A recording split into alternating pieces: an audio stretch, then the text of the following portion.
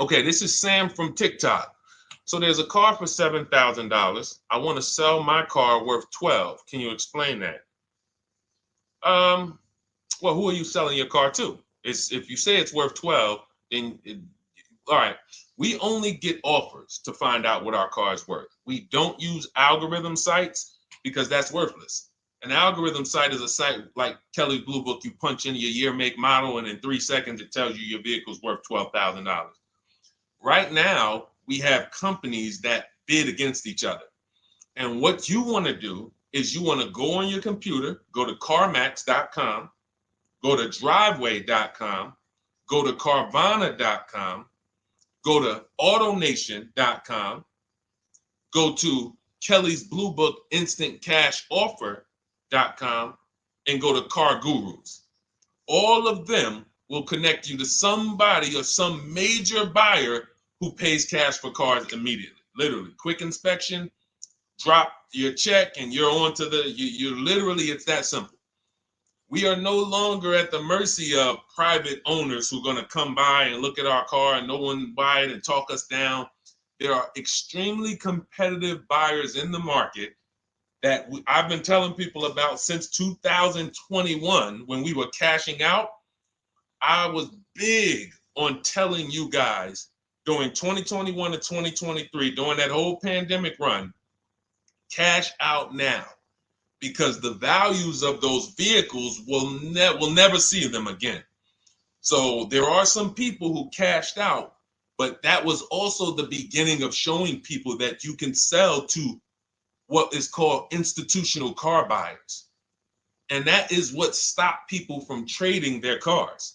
There are people who have learned from me, and maybe other people have mentioned this, that will never trade a car again because you're not getting the money that it's worth. So you go to those 6 companies, Sam, it should take you no more than 20 minutes. They're going to give you their best cash offers. And then you can sell to them and you can go buy something else. But what I want you to get in the habit of doing, everybody, is separating your transactions. What does that mean? Who you sell your car to is different than who you buy a car from. And you need to maximize each transaction. And you're never going to do that mixing all your transactions together, which is what most people do. They go into a dealer and they say, hey, I want to buy a car from you, and I want to trade my car into you, and I need a loan. 3 transactions. We don't do that. We separate them and we bid each one out using online tools. And that's how we get the prices we get. And that's how we pay less than everyone else. Okay. So the biggest thing, first thing, is go to those 6 websites: CarMax, Driveway, Carvana, KBB, Instant Cash Offer, AutoNation. And all of you who want to find out what your car is really worth, you go to these 6 websites, get your 6 offers, and then you'll find out what your car is really worth. We do not depend on any dealer to tell us what our car is worth at all. Okay? Shoot the next question up, Dolan. And you guys can continue to type your questions. We're bringing them in from all platforms.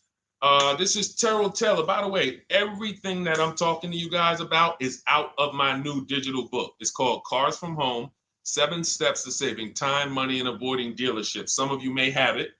If you have it, shout out to those who have it, and shout out to those who've used it to actually pay less than everyone else. And make sure I want you to be like Tiffany. Send me your deals. Send me your deals. When you get your cars, I want you to actually send me the results.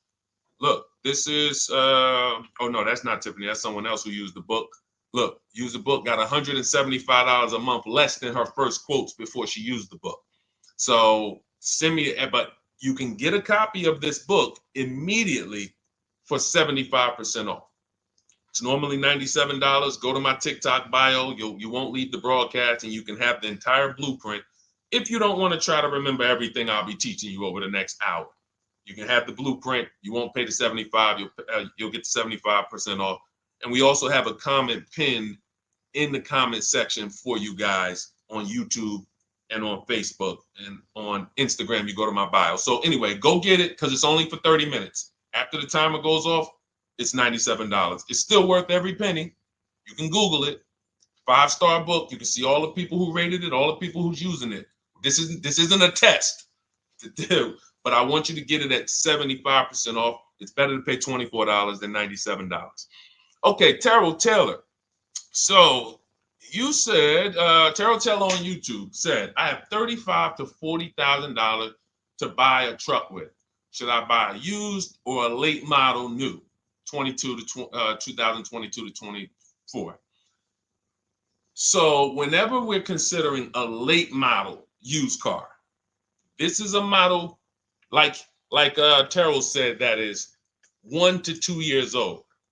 Let me tell you why I don't like shopping for those first. I like to shop for a new price first. Whenever you are buying 1 or 2 year old used vehicles, you have to realize something. How do dealers get used cars?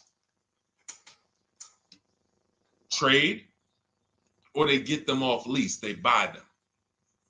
When you have not waited 3 years, you're not going to see a lot of used vehicles in that option because most people don't buy a vehicle and then trade it in 2 years. So you're not going to see a lot of 1 and 2 year old used vehicles. I don't like that because when there's not a lot of a vehicle, the people who have that vehicle get to set very high prices that we have nothing to compare it to. And that's a recipe for losing and overpaying. I've had people come to me who are looking like you, and what I say is, I say, okay, shop for a new one first. I'm gonna tell you why. When you shop for a new one first, you get to see what the market value is. So take Sean. I'm showing Sean. Some of you have seen Sean. He got an F-150 Lightning XLT, $73,000 vehicle. Using what we teach and getting bids from home, using the Cars from Home system, he saved $21,000 on a new one. That was his best offer. He got multiple offers because we always get at least 5. So his best offer, he saves $21,000. If he had gone to look for a 1 or 2 year old one of this, he would have never known that the new ones he can save $20,000 off of if he shops right. Now, some vehicles, it might be $7,000 off, $10,000 off, $5,000 off. The point is, until you know what the new market is for a vehicle, you can't shop a 1 or 2 year old one. Because what happens if you shop a 1 year old version of what Sean got and he goes and he pays, he pays 65 for it because he thinks, or let's say 60. Let's say 60. A brand new one, 73. Someone else is charging 60. All right, it's 2 years old. Let me get that one. Not 15 grand off. Problem is, he just overpaid for a vehicle because he could have got a new one for less than he got that 1 or 2 year old one. That's why the recent shoppers, anytime you guys are shopping 1 or 2 year old, you have to shop new first to find out what the market is. Now, in my book, I have my strategies for shopping new online and shopping pre-owned. It's totally different. Pre-owned, you want to go to all the marketplaces. If a vehicle's not on a marketplace, y'all, don't shop. Don't look at it. What does that mean? You ever walk into a used car dealer and you see a used car, but there's no price on it? Type a $ if you've ever experienced this. If you've ever looked at a deal, you've been in a dealership, you see they have a used car, there's no price on it. Type a $ if you've experienced that. Okay, I see you, Terrell. Okay, perfect. I see you, Don Dickey. Okay, perfect. All right, we have enough people. All right, Makeover Forever Studios. I see you. Okay, Todd May, I see you. So this is a common thing. When you go and look at that vehicle, the most dangerous thing to do, I see you, Tony, is to negotiate on a car with no price because they can make the price up. When a car is on a marketplace like cars.com, carfax.com, carguru.com, carvana.com, carmax.com, these are all the marketplaces we shop for used cars at once. It's like a big round robin for us. This is how I want you to shop. Now you must be competitive or no one's coming. Now there's some people who try to pull a tactic. They'll list a car for 20. They have no intentions on selling it for 20. But they want you to come in and then they'll charge you more, fees, makeup fees and all of that stuff.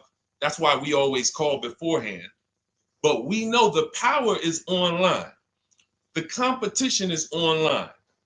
So when you're looking, Terrell, you're either deciding, all right, I'm either going to look for a new vehicle, find out what the market price is for the vehicle I'm looking for and how much I can save. What's my best offer? You need to get at least 5 offers. I'm telling you, it's going to be big differences. You have to prove this to yourself. Call around. If you want to do it manually, you don't have my book, do it manually, call around, speak to sales managers. You are going to see it's going to be a $5,000 to $10,000 difference minimum between all of these dealers' offers, minimum. And so then you want to look at the pre-owned options. Then you look at the pre-owned options. And the pre-owned options will tell you what the market is. And so this is only for you who are looking at recent model cars. If you're not looking at 1 or 2 year old pre-owned, this doesn't matter. But those people have a little bit more budget, and that's okay. That's okay. But when you have a little bit more budget where you can look at a 1 or 2 year old pre-owned car, that means you have a little bit more money to lose if you make a bad decision. So that's what you want to consider, Terrell. Shop for the new ones first, depending on what your budget is, and then look at the pre-owned market and say, all right, where's the pre-owned market? But that 1 or 2 year old, you're not going to have a lot. Until that 3 year cycle comes and dealers can start buying those vehicles back off lease, you're not going to see a lot of vehicles. That's why I don't play in that 1 or 2 year old zone. It's just a dangerous zone to play in. Dealers know, we're the only ones. Hey, we the only one that got this car within 50 miles. Let's charge this for it. And then they depend on someone who doesn't know the market to come in, pay for it, and you can literally overpay by 10, 20 grand and you won't realize it until, a couple years later. Okay, great question though. Great question, Terrell. Go ahead, shoot the next one up, Dolan. Type your questions, y'all. We're going to get through as many as we possibly can in an hour. I see a lot of questions coming in. Let me try to speed it up. All right, this is Abigail from Instagram. How do I shop for cars and take test drives without feeling like I'm wasting their time? I'm nervous. Okay, first thing to realize, Abigail, you're a very considerate person. God bless you for that. You're about to spend 5 figures on a vehicle. Some of you 6 figures. I love the courtesy, but we are the prize. When you're shopping the way I want you to shop, some of you, this is your first time here. You don't even know, hey, who is this guy talking? I spent 14 years in the car business. 5 years with Mercedes, 5 years General Motors. I've been helping people buy cars and get below market deals since 2019, education-wise. I love it, but you deserve the experience. If you were walking into the mall to spend 15 grand, let's just call it 15 grand. How would you want to be treated? Like royalty, right? Right? So, but I'm going to answer your question, but I need your mindset. A lot of what we're discussing is going to be the right mindset. You are the prize. That's why I don't want you going to dealers begging for discounts anymore. I want you sitting at home making dealers bid. This is how we do test drives on new cars and leases. New cars and leases.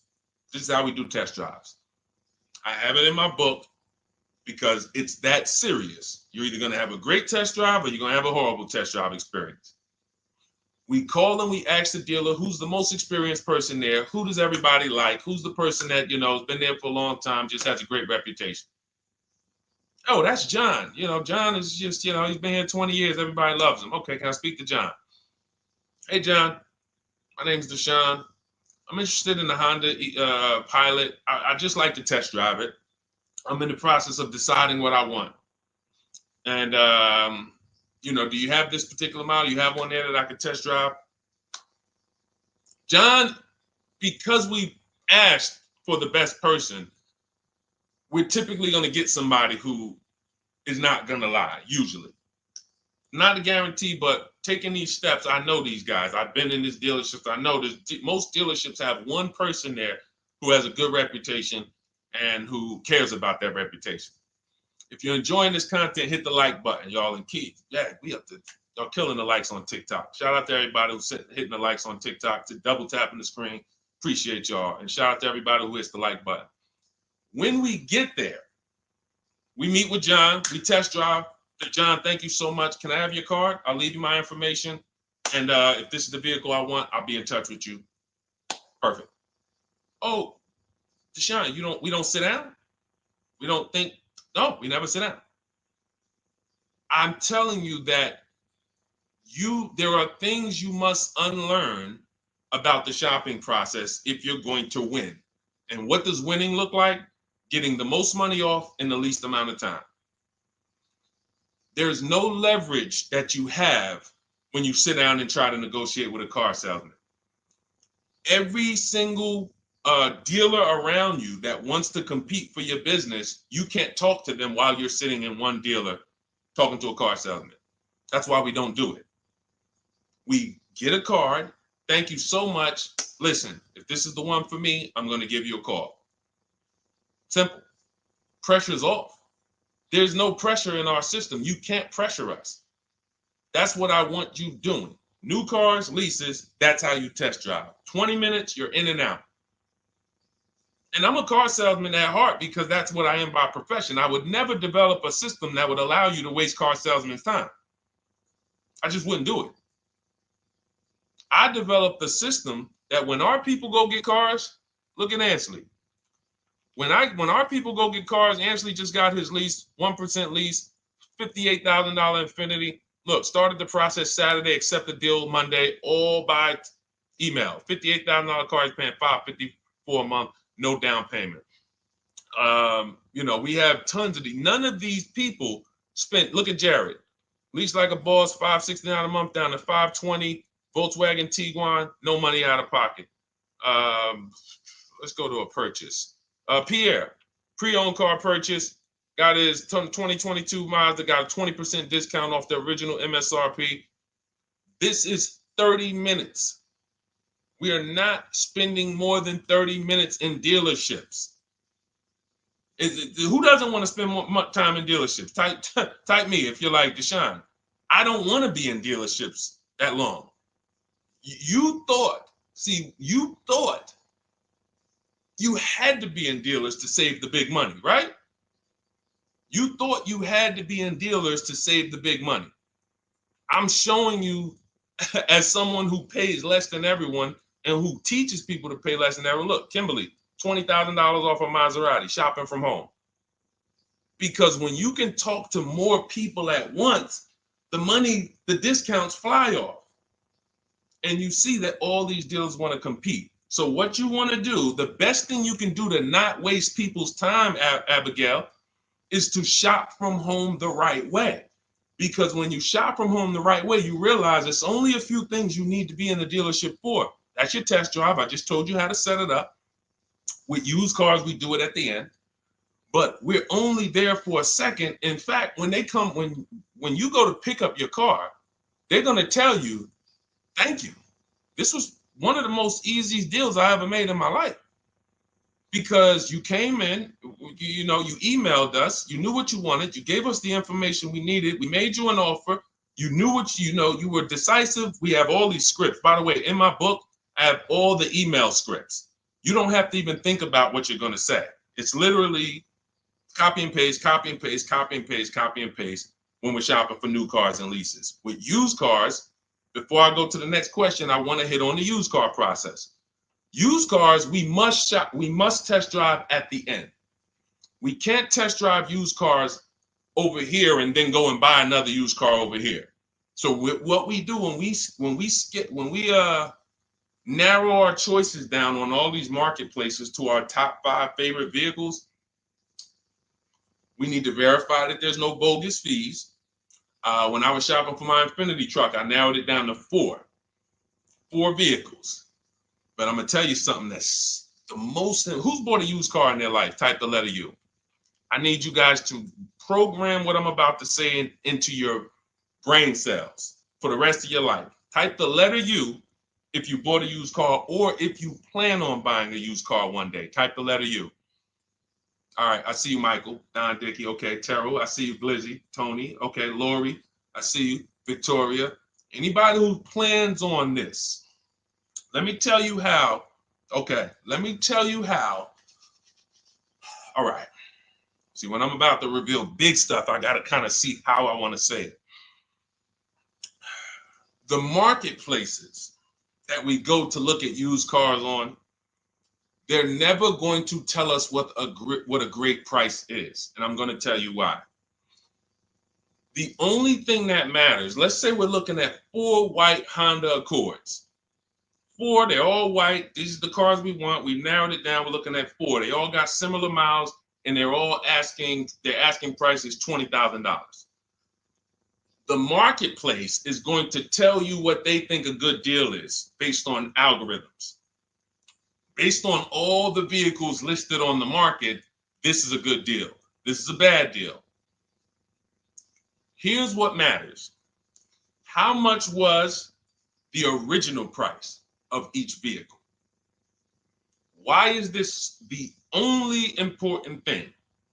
Because if we're looking at 4 white Honda Accords, but one of them was $35,000 when it was new, one of them was $39,000 when it was new, has a sport package, some special technology. One was $31,000 when it was new. One was $29,000 when it was new. What's the best value? What's the best value? You see how we clearly just went from, wow, all of these vehicles look the same, similar price, similar asking price.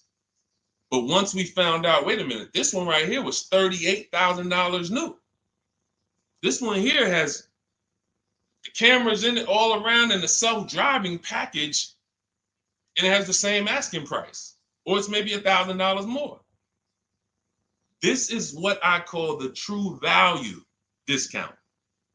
The true value discount. And let me tell you why the marketplaces will never tell you this. Because if they advertise the true value discount, someone has to be at the bottom. In other words, when you're looking at Honda Accords, if you could go right to the true value, who's giving me the biggest discount off the original MSRP?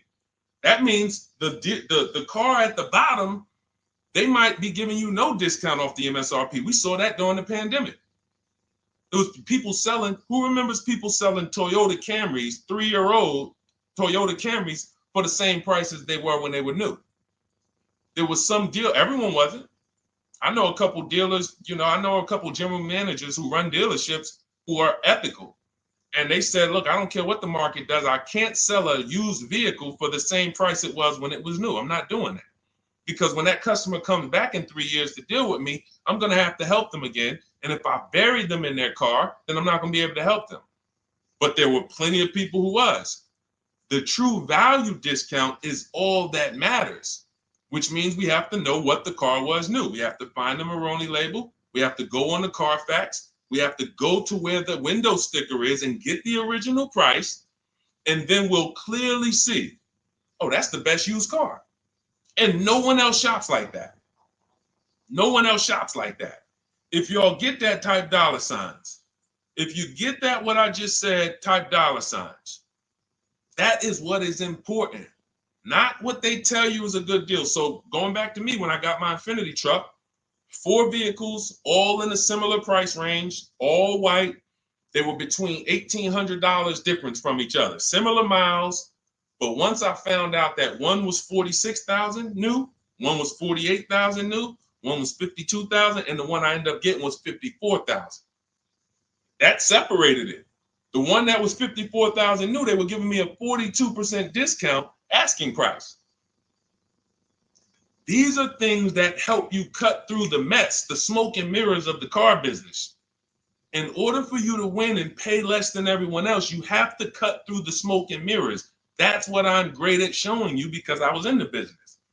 So these are the things that, again, if you say, Deshone, I need the whole blueprint. I need to give me the step-by-step. I'm leasing, used cars, high mileage, new cars. Give it to me step-by-step. That is my new digital book. It's called Cars from Home, 7 Steps to Saving Time, Money, and Avoiding Dealerships.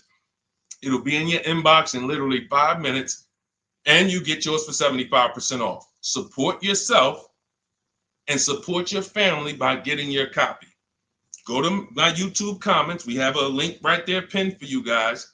We have a link in the Facebook comments. Get your book for 75% off for the next 30 minutes. You'll see a timer on the page. Now, if you're on TikTok, click that picture of me and go to that link in my TikTok bio and click the one that says 75% off to activate the 75% off link.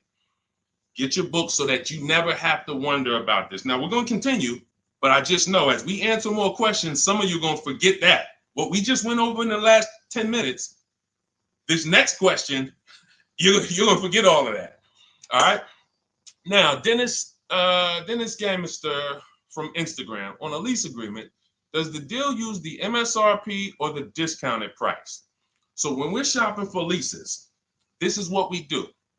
We get all our offers this is how we construct our offers. If you've ever looked on these commercials and you saw, well, Deshone, when I look at leases, though, it seems like, one, they limit me on miles.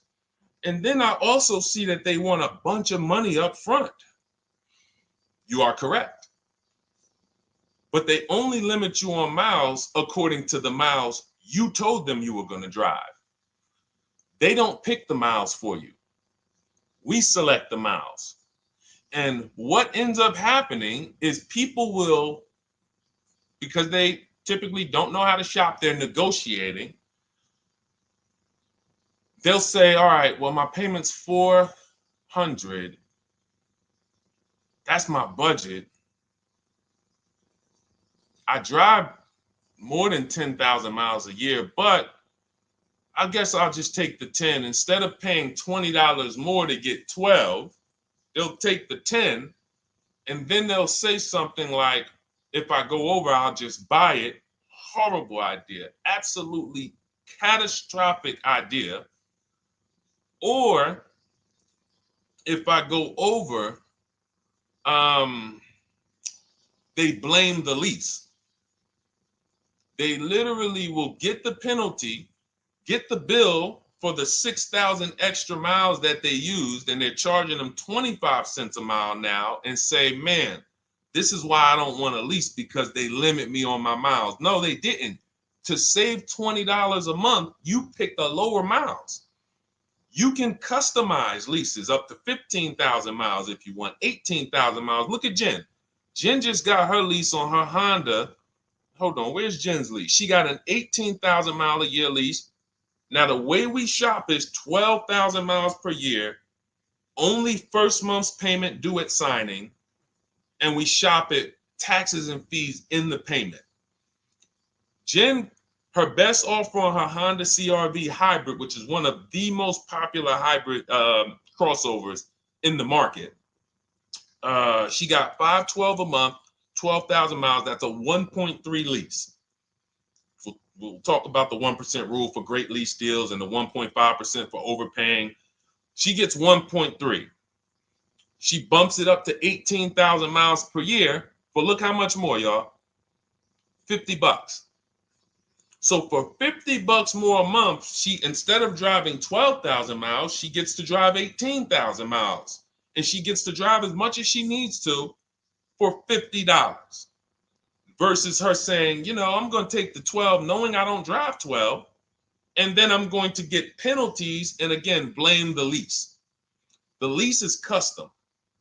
And the first time I learned about high mileage leases was when I was working at Hyundai. I was a manager at Hyundai for a short period of time. It was a highway dealer. The guy ended up going to jail. It was typical, like, you know, I've worked in some dealers, some phenomenal dealers, but this one was like, if you ever could imagine the prototypical highway scam dealership, I mean, this was it. So I was only there for 6 weeks, but I was a manager, and what I saw was I was taking care of this guy's lease who was just finished with it. He had 72,000 miles on it, and I went out there and I said, wait, you leased this? 72,000 miles? He said, yeah, I always lease now. He said, I used to come in every time I bought a car, my negative equity was ridiculous, $15,000, $10,000. I had to keep writing these big checks. And I just said, you know, let me switch to leasing. A customer taught me about high mileage leasing. That's why when I say car salesmen aren't trained, they're not trained. We learn things by intuitiveness and curiosity, and you know, we're not trained on finance and insurance and leases versus buying, none of that. You know, so anyway, I said, wow. And so I looked at his payment. This guy is only paying like $175 more a month, not even, to drive 25,000 miles a year. So if a normal Hyundai lease was $299, he's paying $450, $475, and he's driving 25,000 miles a year. Boom, drops it off, Boom. No negative equity, none of the trash that most high mileage drivers are dealing with. So when we are shopping for a lease, we have to shop with our template. Whenever you're getting your lease quotes, it's 12,000 miles a year, first month's payment only due at signing, taxes and fees in the payment. Assume tier 1. That's what we blast out. In my book, I have something called the 25 to 5 strategy. We connect with 25 dealers online. You use my email scripts, copy and paste. We're going to get 5 offers. This will take you. You saw Ansley. He said, I started it Saturday. By Monday, I accepted a deal. This doesn't matter. This is a 24, 48-hour turnaround to start getting offers on these vehicles. Now, once we're looking at offers, we take the MSRP. We take the monthly payment. We divide it into the MSRP. So let's just say we're shopping for a vehicle. It's $40,000. One of our offers is $400 a month. $400 a month. No money due at signing, just $400. We drive off. We divide that into the MSRP, not the selling price, the MSRP. So now we divide that into 40,000. We can see and we multiply by 100. That's a 1% lease. The 1% lease rule has been around for the last 20, 30 years. If you could lease a vehicle and the offers is under 1% of the MSRP, it's a steal. Great value. Because a $40,000 vehicle with no money down to buy would cost probably $800 a month on a 5-year loan. So it's incredible value. It's a steal. You don't have to worry, am I overpaying? Nowhere near. You're still in the vehicle. And we have some people who shop from home using the car. If you're Deshone, do those deals really exist? If you're on YouTube or Facebook, you can see right now. Look, Greg got a 1% lease on his Kia EV6 Win, $527 a month, $56,000 vehicle. Look, Zafrina, $579 a month, $65,000 vehicle. Ansley, you saw Ansley's Infinity. Rosalie's Infinity truck. Right here. Look, it's paying $592 a month, $59,000 vehicle. 1% lease deals are out here when you know how to shop. Now, that's a steal. That doesn't mean that's the best. That doesn't mean, if I can't get a 1% deal. In order to get a 1% deal, you have to not just shop. You need major support from the manufacturer. The lease program has to be good. The rebates have to be good. The residual value have to be good. The money factor, which is the interest rate, have to be good. There's a lease program that no dealer can control. So when we get these offers, that's how we're judging them. Divide the monthly payment into the MSRP. In my book, I have a calculator that I created where we put all our offers into it, and then it spits out what we call counter offers. So we get 5 offers, 7 offers. We put them all into this calculator I created.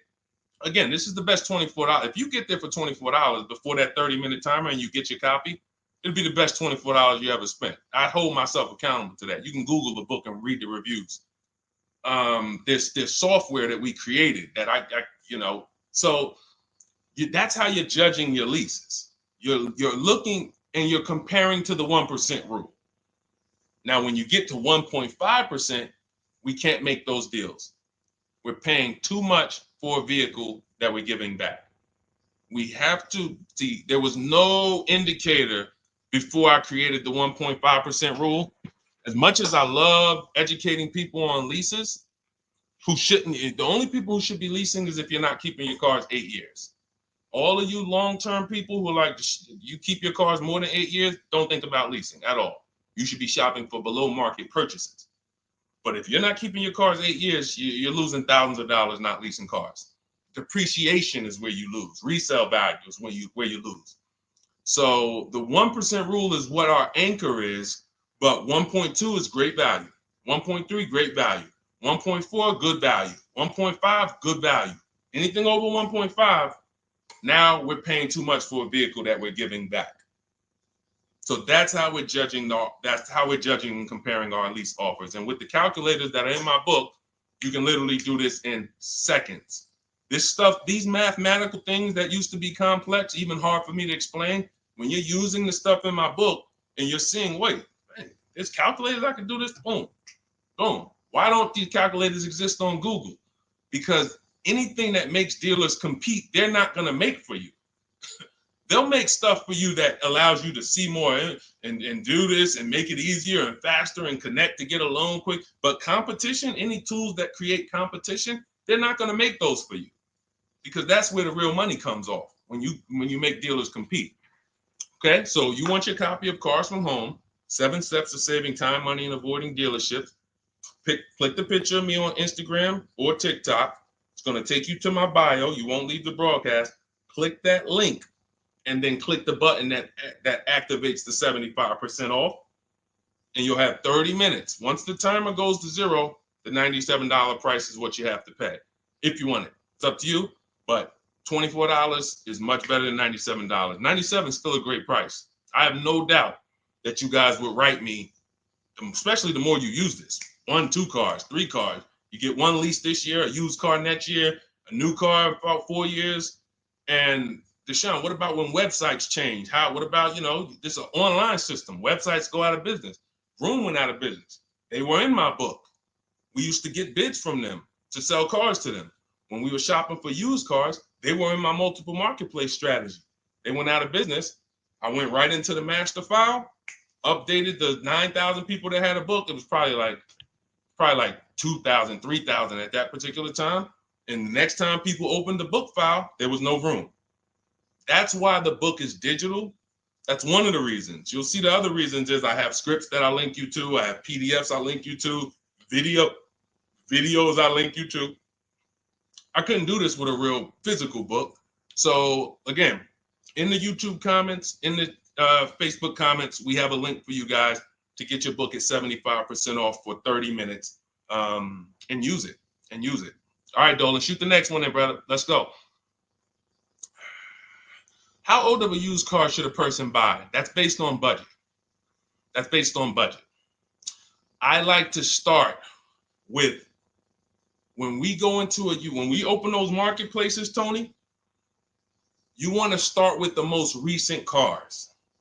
The first thing you're doing when you open up the marketplaces, y'all, first of all, we're creating accounts. Out of all those marketplaces I named, 6 or 7 of them, we use 8. We use eBay Motors, we use Carfax.com, we use Cars.com, Autotrader.com, CarGurus.com, Carvana, CarMax, Driveway, and that's 8. 7 of those, or 6, allow us to create an account. Why is it important to create an account? So that every single new car that matches our criteria, as soon as it's listed, we get a notification. The people who have that notification on, most of them don't know how to assess the market like I'm showing you. So even if they get a notification that the car was just posted, they're not going to have the information to take advantage of it. They're going to hesitate. What we do is, the first thing we do after we create our account is we're now assessing the market. Where's the low prices? Where's the high prices? And I'll usually go 3 years back, sometimes 4 years back, and let's assess the market. Now, I have another calculator in the, matter of fact, let me show this to you guys. I have another calculator. It's called the Perfect Budget Calculator. The Perfect Budget Calculator. What this does, you guys can't see this on YouTube, but you can see it on you can't see this on TikTok. But if you go over to YouTube, Facebook, or Instagram, you'll be able to see what I'm sharing right now. Now, what often happens is, let me share this. Hang on. Boom. Okay. So now what often happens is, a lot of you will say, I could put down $2,000, but, if I don't have to, then I won't. Or, if you get a car and you pay $15,000, if you pay $500 a month for 5 years, that's a lower price you paid than paying $500 a month for 6 years. So ways to manipulate our budget is to shop within our budget for a shorter loan. This is all stuff where I said, okay, people don't know they need to be doing this. So let's make a tool that does it for them. And this is, you get access to this when you get your copy of Cars from Home, my book. So let's say we do something called an equity assessment. Everybody who has a car, remember I was mentioning a little while ago, we go to these websites, Driveway, Room, or all these, and we find out what our car is worth. Let's say you're like, man, okay, if I sell my car to CarMax, I'm actually going to have $3,200 of equity. All right, so when I sell, I'm going to put that into my budget. All right, now max, my down payment, max I could comfortably do is $1,500. That's max. Now, we use the average interest rate, and in my book, I give you a link to see what the average interest rate is at the particular time you're going to be shopping. Let's just say it's 6.9. Now, we enter a comfortable monthly payment. Let's say you're like, all right, I don't want to go any more than $425 a month for 6 years. That's my max. You enter your state so we can pull the taxes and we can pull the fees. New Jersey, calculate budget goals. Now it's going to ask you a comfortable monthly payment on a 5-year loan. You might say, all right, same thing. I still don't want to go over 425 no matter what. Perfect. What this does is create multiple goals. And it creates multiple goals. It creates a starting point. Now, if you find a car at this price, $18,776 or less, you can do a 5-year loan, use none of your equity, so this will go in your bank, and use none of your down payment. Now, next goal may be, okay, $22,000 or less. 6-year loan, no equity, no down payment. So the first two goals are no money down goals. If I find a car anywhere in these price ranges, I can do these deals, no money down. Now, this is one where I use my equity, but no down payment. Goal number 4, I use my equity for a 6-year loan, no down payment. Now, goal number 5. Now you can see the price of the car is getting higher. Use equity, use my use equity and down payment, but it's 5-year loan. And then here is your max budget. Your max budget, which is fine. There's nothing wrong with if you find a vehicle that, once you use this and you find the best price vehicle, as long as you are under this number, you are fine. The problem is when you go over that number. The problem is when you go over budget. All of these goals are your budget. So when I got my Infiniti truck, I got my goal out. It was my fourth goal. Now, this is how you make sure when you go out to shop, and look at the top. What does it say? You select your state determines the sales tax, will factor it in, give you precise figures. Now, you'll notice, what about the fees, Deshone? Don't all these cars charge fees? We've already factored in the taxes, and we've added $1,000 for fees. What is $1,000? The documentation fee and the motor vehicle fees. It's all in there. So you can go out and know that's my max budget. I cannot buy a vehicle, make a deal on a vehicle where my purchase price is more than $26,729. That's the perfect budget calculator. So there are certain things that I had to create. No one does them. Everything that I was referring you guys to, all the websites, I was doing this, and there was some things where I couldn't refer you to anything because it doesn't exist. We had to build it. So this is how we make sure we are shopping, whether it be for new cars, used cars, below our budget. And that's not how you make, but here's the thing. I need you, before we go to the next question, I need you to understand something. That doesn't make sure you pay below market price. You have to combine this with getting bids, because you can be within your budget and pay over market value. There's 3 types of prices you can pay for a car, whether it's a new car, used car, or lease. Did you pay market value? That's what everyone's paying. Average. Did you pay over market value? Our only deals we make are below market value. And the way that happens is through bidding and creating a marketplace around you where all these people are competing for your business. That is how you combine that with the budget. This will keep you below your budget, but it does not guarantee. If I gave this to you, all of you would be like, this is great. I'm never going to go over my budget again.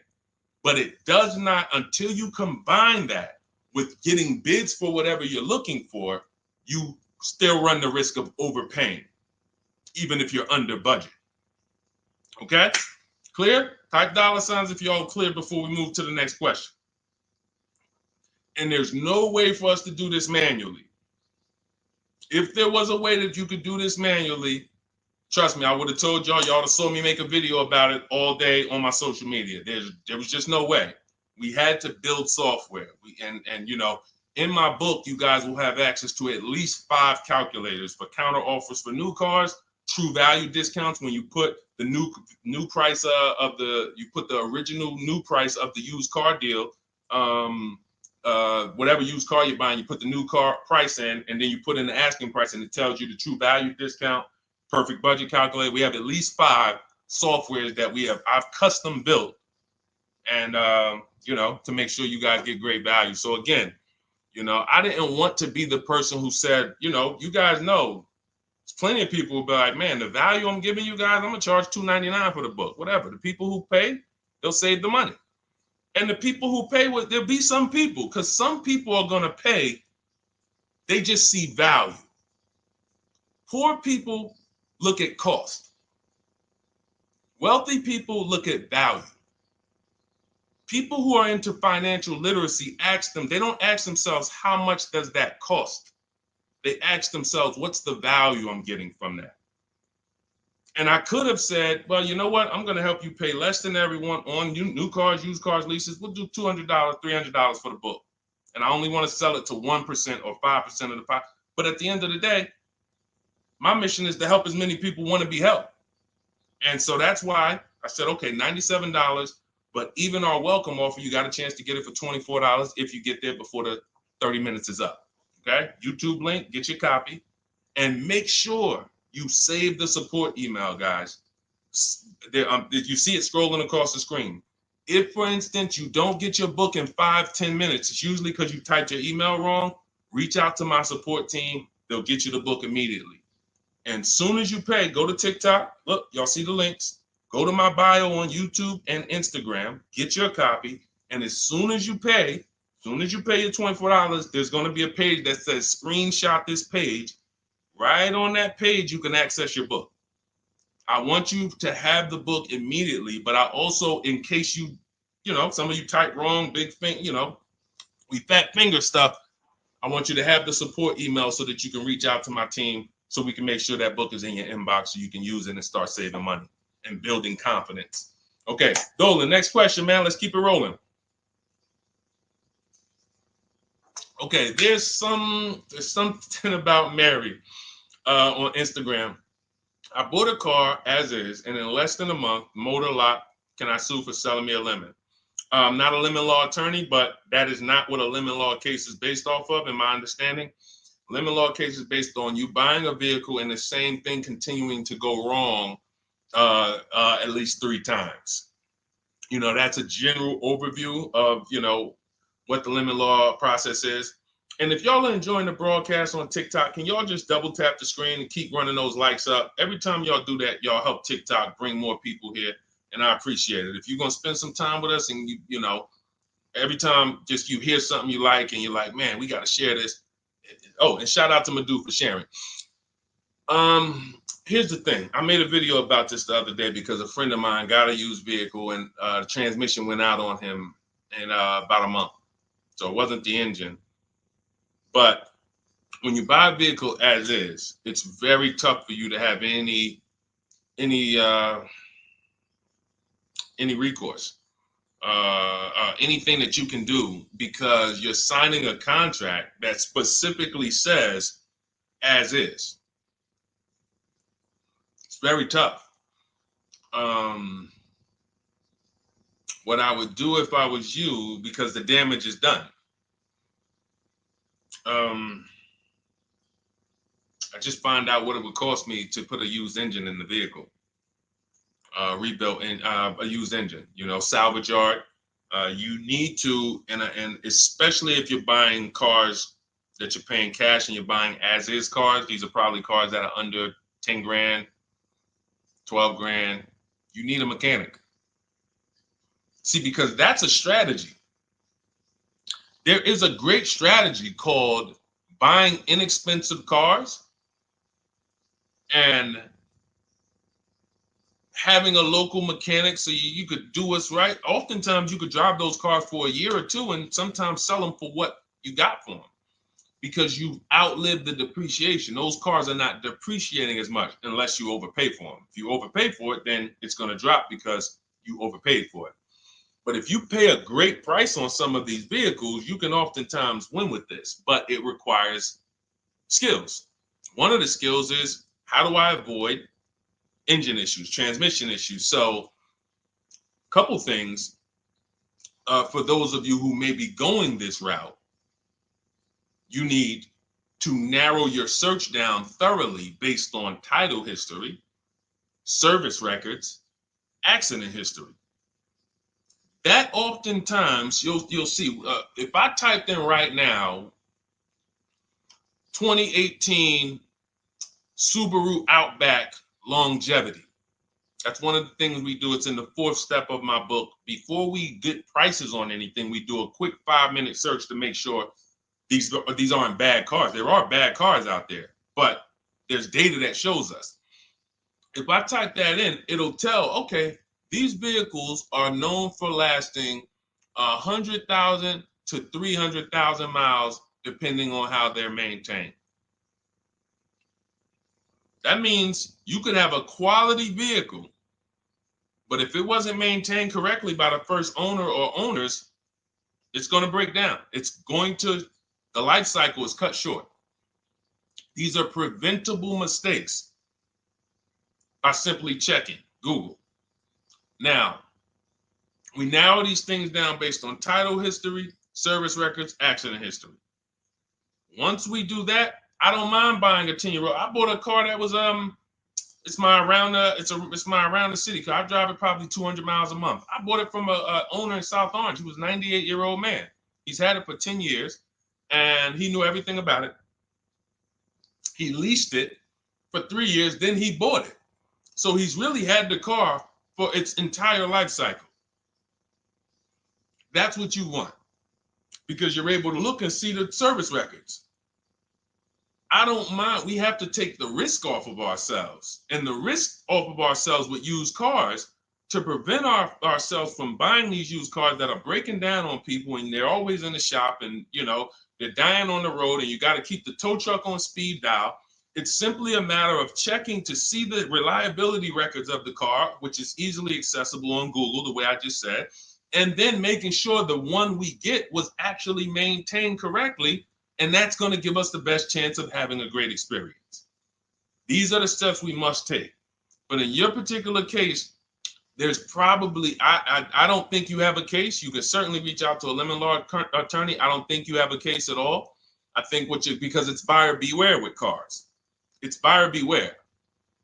That means it's on you. If something goes wrong, it's on you. And so what I would do is I would find a local mechanic that I trust, that everyone loves in the neighborhood, and I've been there for 10 years, 20 years. And I would say, listen, can you find out what it would cost me to put another engine in this vehicle? My father did this on his GMC Envoy about 6 years ago. It was a 2008 Envoy. The engine went out on him. He put a new engine in the vehicle. One of the best $2,000 he ever spent, $2,000 or $2,500, whatever it cost him. They put a new engine in that vehicle. He still has it. He's about to sell it for about $4,000. He's had that vehicle from 2013. Think about that. A lot of people, engine goes out, they sell the car. It's worthless now, so they take the loss. Meanwhile, man, let me come up with $2,500 and I still got no car payment for the next 6 years. We don't need to be so quick to go replace our cars. If we follow these strategies, we can actually, I love to see more people doing that. Just go fix the car. But don't go to the dealership to fix it when they tell you, hey, the engine's gonna cost $10,000. And what does the dealership say, y'all? When you have these major issues and the dealership tells you the transmission is $7,000 and a new engine is $10,000, what's their suggestion? What's their suggestion when they tell you that? Because they already know you're gonna be like, yo, what the heck? I can't pay all of that. What's their suggestion?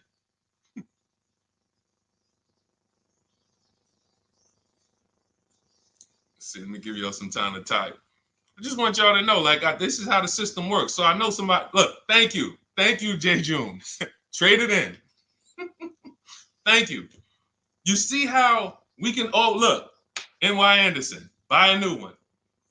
So what they do is, exactly, Victoria, they're going to suggest a new vehicle.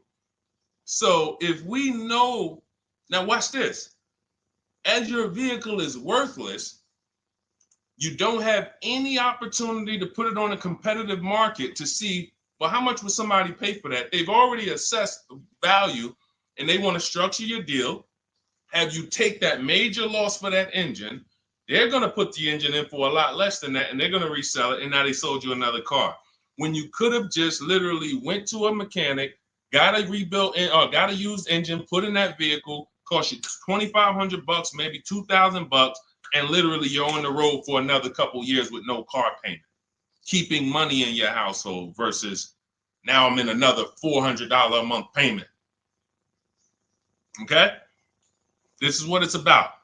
And if you're like Deshone, well, I don't want to keep a car that long. We talked about you earlier. You shouldn't be buying cars. Because the keepers on here who keep cars 8 years, 10 years, who has a car they've had in their driveway for more than 8 years? Type the number of years.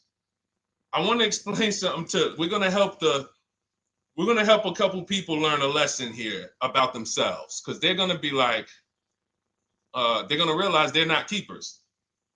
Look, look, we need to show people, because some people think, oh, I keep my cars a long time. I keep them about 6-7 years.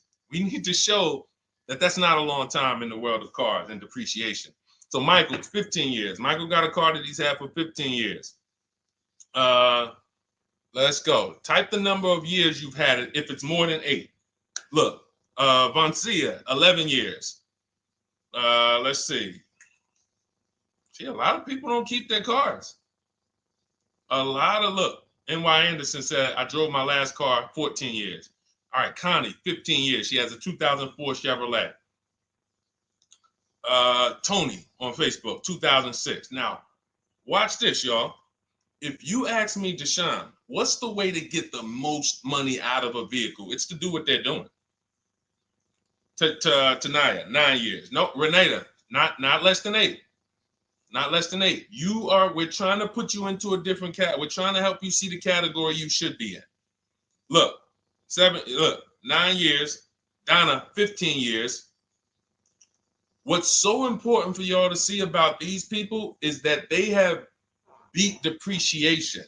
And that means whatever their vehicles are worth today, a year from now, they're going to be worth about the same. If their vehicles are worth $4,000 today, a year from now, they'll be able to still sell it for about $4,000. But the thing is, they're trying to get the most money out of it because the cost of replacement is expensive compared to what they're doing. No matter how much they got to pay to keep those vehicles on the road every year, a little couple $100, maintenance, whatever, it's nothing compared to going and getting a new car and bringing hundreds of dollars a month or thousands of dollars in the form of cash out of our household. And everyone's not going to do that. And that's okay. You should not be buying cars. You should be shopping for below market leases. Because again, there's 2 ways to save money. Do what the keepers do. You just saw all the keepers. We shouted out all of them. And the other way is to go in and not tie money up in the vehicles in the first place. When you look at somebody like Danielle, she's driving a $44,000 Audi, 2024 Audi A3. That vehicle is $800 a month to buy, no money down. $800 a month for 5 years, maybe $700 a month for 6 years. She's paying $550 a month. She didn't tie up the money in the first place.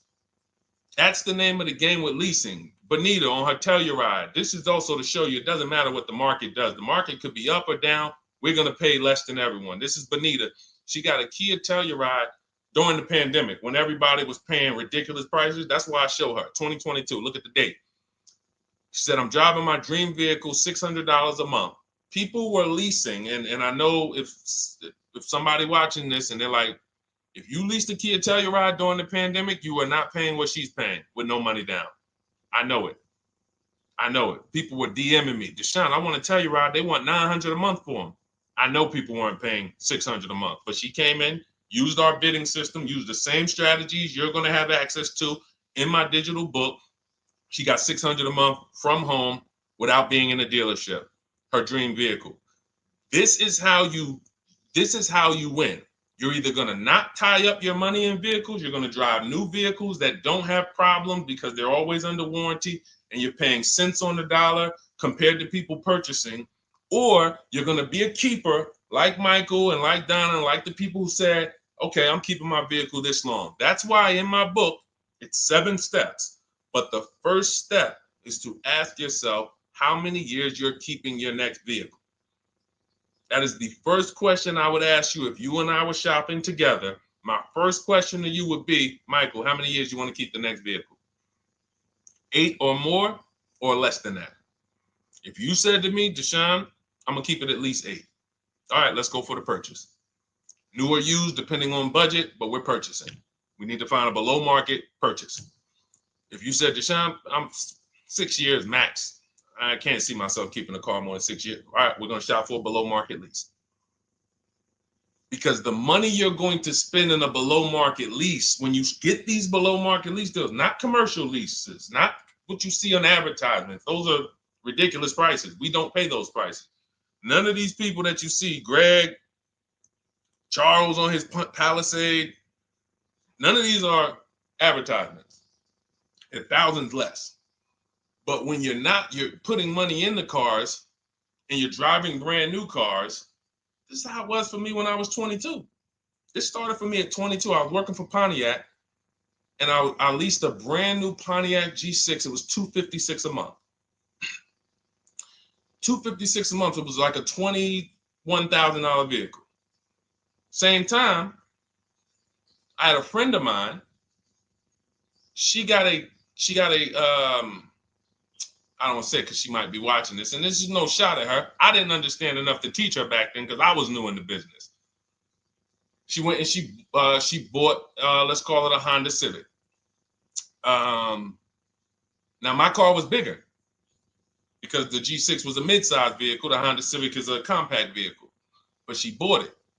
$20,000 vehicle, 22, whatever it was at the time, paying almost $500 a month. Like that's a $500 payment.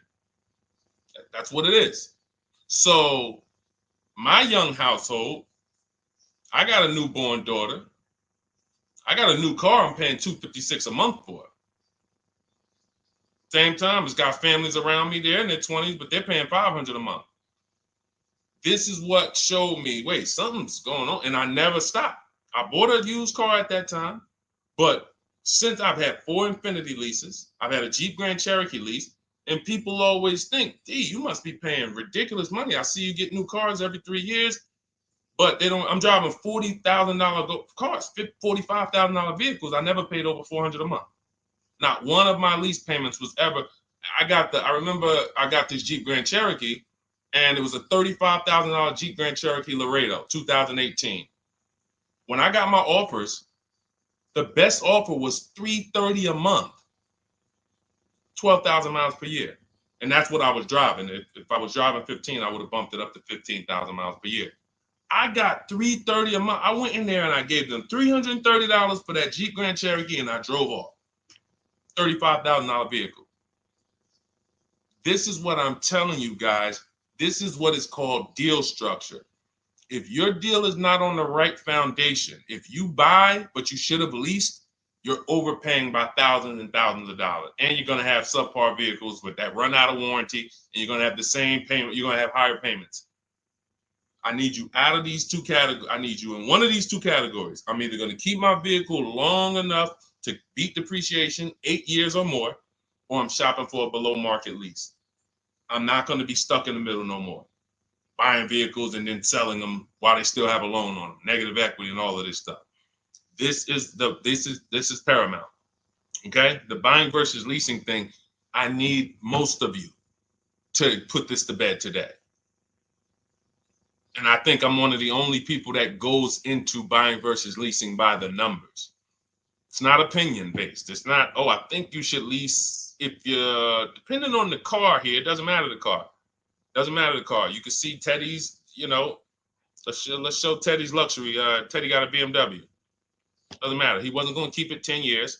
Look, goes on a BMW 2024 i4 M50. It's a $73,000 vehicle, $856 a month. $856 a month. Look, he said the dealer's initial offer came in at $937 using the counter offer calculator. Using the counter offer calculator, he counted at $829, $856. If you just jumped on the broadcast, I showed you some of the calculators that I created that are in this book. In my book, there's a reason it's 5-star rated. There's a reason people that you can go read what your peers say about that book. Get your copy for 75% off. It's in my TikTok bio. Click that picture of me. Click the link. Same thing on Instagram. Go to my bio. Click the link, and you'll see a button that activates the 75% off book. And if you're on YouTube or Facebook, it's in the comments section. 30 minutes only. Get your book so you can have access to all of this. Unless you just have an incredible memory and you can remember everything we talked about over the stream, but none of you can. I know none of you can. That's why, I couldn't even do it. It's just too much. We're talking about used car strategies, new car strategies, lease strategies. You guys, you're not gonna remember all of that. But anyway, let's go. All right, I think we got time for a few more. Go ahead, Dolan, keep it rolling. Make sure you guys screenshot the support page. As soon as you pay for your book, the book is on the thank you page. Remember that. I don't want you, I send you the book 2 ways. As soon as you pay, it says access your link below, open it. You can click it and save it right to your phone or computer right then and there. If you do not save it right then and there, make sure you screenshot the support page or use the support email that's scrolling through the screen. This is not for questions. Do not send me general car questions here. I don't answer questions by email. That is strictly for those of you who have your book and you're like, or you paid for the book and you're like, okay, where is it? It's usually because the email was wrong. That's okay. Hit that support email so that my team could send you the link out so that you can have your book today and start digging into it and using it. Even if you're not shopping right now, you can still map a plan out. Go ahead, Dolan, shoot the next question up.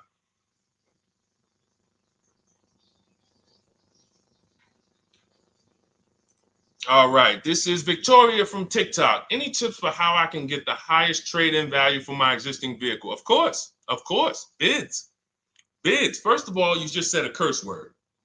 You may not know, but we don't use that T word here because you're never going to get anything. You're not going to get a max value for anything trading.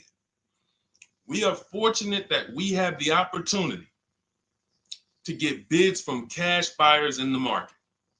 And I'm not talking about cash buyers like Facebook Marketplace where a person, it's one of your neighbors from your town coming to look at your car.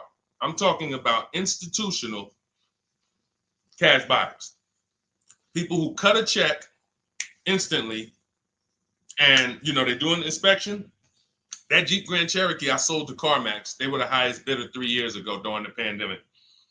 I'm not going to tell you what I made because those values don't exist anymore. So it just doesn't even make sense. But, those of you who were watching my videos earlier 3 years ago or using my tips, you guys cashed out and made ridiculous money. When corporations were trying to make money on people, we made money too. But CarMax won the bid. I went down there. They did an inspection on the vehicle. They came back. Accounting department came, cut me a check. I walked away with a check. That's it. You don't want to trade. You want to sell. You want to break your not even break your transactions. I need you, Victoria, to realize there are three transactions in a car deal. Who you're going to sell your car to, That's one. Who you're going to buy your car from, that's another. Who you're going to get your loan from, that's the third one. Now, you're not always cash buyers. Deshone, I pay cash. Then you don't need that. Deshone, I don't have a vehicle to replace. Then you don't need that. But how do we make sure we get the highest value or the biggest discount? Bids. Each one, we make the market bid. So when what you should do right now, Victoria, this is step 2 in my book. After we decide whether we're going to buy or lease our next vehicle, that's step 1. Then we move to what is called the equity assessment. We need to find out, do we have equity or negative equity? Equity assessment. We call our bank. If we have a loan, we find out what our payoff is. Then we're going to go to carmax.com. I'm going to give you the 6 companies. This is the equity assessment process. We do this for leases too. I don't know if we have time to go into that, but I'm sure there's people on here who didn't know you could sell a lease. Type a question mark if you didn't know. Deshone, what do you mean selling leases? I never heard of that before. Type a question mark if you didn't know you could sell leases. We have an equity assessment process for that too.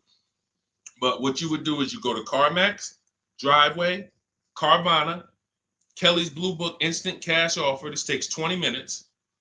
Auto Nation, Sell My Car, and Car Gurus, Sell My Car. Car Gurus, Auto Nation, Kelly's Blue Book Instant Cash Offer, Driveway, Carvana, CarMax.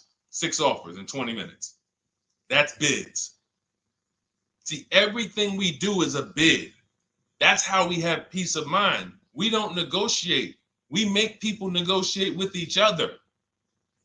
There's 2 schools of thought. I want to remodel my kitchen. I want to remodel my whole kitchen. I go in and I have 5 people come out to give me a quote. One of them comes in and I start negotiating with them. Hey, you got to take less. Hey, you got to take less. You got to take less. I don't know if it's a good price or not. But when I come in, the first person comes in, I say, hey, okay, great. Is this your best offer? I'm having a couple other people come by. Oh, okay. Okay, thanks a lot. Next offer. Oh, next offer. Oh, well, listen, look, I could beat that. Oh, I'll give you another 5,000 off. They're competing against each other. When someone knows you are shopping their competition, you're making them compete with each other. They're negotiating with each other, not with you. That's a bar. Type of exclamation point if you got that. When people know you're making them compete with their competition, they're negotiating with their competition, not with you. That's the power of bidding. That's why we got grandmothers and single mothers that can come in and do this. That's why we got people who can come in and do this. You know, how are people getting these prices? Not negotiating, because they're making people negotiate with each other to earn their business. They're making banks negotiate with each other to earn their business. It's a beautiful thing. Banks and dealerships depend on you not making them compete. They want to negotiate with you and try to make you imagine and make you think, well, that's the bottom. That's the bottom. And you think that's the bottom, but that's only their bottom. Their competition's bottom is different. Their competition's best interest rate is different. Their competition's best discount is different. And why is what we do so easy? Because we're right here in our houses. That's why our entire system, our company, my book, our mindset is called Cars from Home. Cars from Home. It encompasses everything we do. Cars from Home. So that's what you do, Victoria. First thing you do is you go to those 6 websites, get your 6 cash offers, and that's going to be higher than any dealer you would ever consider trading the car to.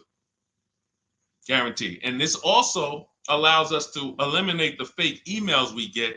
All of this stuff is computer generated. I know you guys get these emails. Hey, Deuce, great news. We need your 2016 Kia Optima. We have a customer looking for it. We'll pay you $2,000 over MSRP. Who's gotten those emails? We'll pay you $2,000 over Kelly's Blue Book. Who's gotten those emails? Deuce, the list is CarMax, Carvana, KBB Instant Cash Offer, Driveway, Auto Nation, and Car Gurus. Car Gurus. That's step 2 in my book, the equity assessment process. This is stuff we do before we start shopping. Decide whether we buy or lease is step 1. That's going to put our deal on the right foundation. Step 2 is the equity assessment. Everything we do is a path. It's a clear, easy path. Okay, so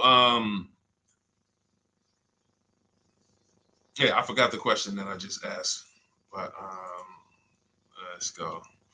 I could already tell. See, I could tell when I'm winding down because y'all could tell stuff will start blurring to me. That's why I'm like, see, and if that happens to me, I know it happens to you. Like that's why I'm like, listen, grab your copy of Cars from Home. It's a digital book. You'll have it in your inbox in minutes. It has it's continued updates. I probably updated that book 5 times since we originally launched it.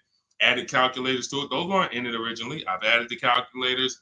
I'm committed to making stuff better without being like imagine this. Oh, well, you bought volume 1 of Cars from Home, but I just put a new tool in, guys. Now you're going to get volume 2. And now every time a website changes, you got to get volume 2 and volume 3. And 5 years from now, you're getting volume 9 each time. It's like, no, literally one-time cost. And I can't tell you if that'll be around forever. I can't tell you that. I can't tell you 3 years from now, I'm going to be giving free updates of the book. I don't know. But I know today, that's what it is. Everyone who gets their book, you get free updates as I update the book. Because there's value in that. There's value. I could send an email out to people every 3 years and ask them, hey, did you enjoy the book? They're going to say, hey, yeah. Well, here's the thing. My new version is this. There's value in that. It could just be $24. They're already a believer. Someone who used the book's already a believer. So they'd be like, yo, the new version, oh, I'm about to shop again. $24. I'll pay it again. It's the best money I ever spent. But for now, I'm not doing that. Those of you who have the book, you will get free updates, and we'll keep you on the list to make sure you always get free updates of the book. So your link for 75% off is in the YouTube comments. It's only good for 30 minutes. It's in the Facebook comments, and it's in my Instagram and TikTok bios. Click those links in my bio. Click the button that says 75% off my new book. Get there before the $97, before it goes back up to $97. And make sure you save the support email, guys. Screenshot the support email. It's scrolling across the bottom of the screen. If that book is not in your inbox in 5 minutes, I want you to email my support team. Make sure you check your spam. And I also want you to, as soon as you purchase, you'll see, I say, hey, access your book below. So there's a link where you can click, open it up, get your book immediately if you want to download it, but I also email you a copy. But make sure you save the support email just in case. And again, that email is not for questions. Okay, it's not for car shopping questions, nothing like that. That's only to make sure you get your book. Okay, so great. Listen, great job. We've been on here about 1 hour and 20 minutes. Great questions. You guys know I like to go into detail in these questions. I would love to be able to get through 100 questions in 1.5 hours, but that's just not the way it works. We're not talking about buying, $100 items here. If we were talking about house buying, we'd have to go into detail. These are major items. This is the most expensive item y'all are going to buy behind your house. Think about that. And think about how many people are there to protect you when you buy a house. Think about how many people have licenses. See how that question got asked earlier? Can they sue if it was a house and they did you wrong? Sure. You can go before the real estate commission. People can lose their license. People can lose their ability to practice real estate. If they did something unethical, you can bring them before a court and a judge, and you can have recourse. You can get, justice. Cars, you got nobody. No one's licensed. The person who's helping you buy your car that you're sitting there negotiating with, which I want you to stop, they might have just got that job. And they didn't get that job because they're a finance expert and they're someone who understands how to help you, because they're not going to ever make you compete against. They're never going to put you in a position where you can make them compete. They'll say, hey, let's negotiate. But here's the thing. That person just got a job because, you know how many people walked in a dealership with a good smile and a good personality? 2 weeks later, they're selling cars. These are the people that are helping you. They're not licensed. They didn't go through school. They didn't go through ethics training. They didn't go through any of this stuff that realtors and brokers have to go through to help you buy houses. So when you get your car, it is on you. That's why you want me working with you. You want my blueprint. You're not by yourself. You're watching my videos. Once you get my book, you can stop watching my social media videos. I don't want you watching my social media videos if you have my book. It's just going to confuse you, because what my social media videos do is warn you what not to do. That's what my social media videos do. Don't do this. The worst thing you could do is this. The worst thing you could do is this. Don't do this. My book is teaching you what to do. It's telling you what to do. It's not an education book. It's a do this first. Step 1, do this, do this, do this. Step 7, hey, congratulations. We're taking delivery. We're not focused on that. So once you get my book, you don't have to watch my social media videos ever again. And I want to say that because a lot of people will get the book and still be watching them and trying to piece it together. You got my blueprint. You don't need those videos anymore. Okay? So always a pleasure, y'all. God bless you. To those of you who have your book, make sure you email me when you pick up your cars, send me all the details. Deshone, check this out. This is what I got. This is what I paid, so that we can bring you guys into the stream and continue to tell everybody about you. So about the results. All right. God bless y'all. I will see y'all on the next stream. Always a pleasure.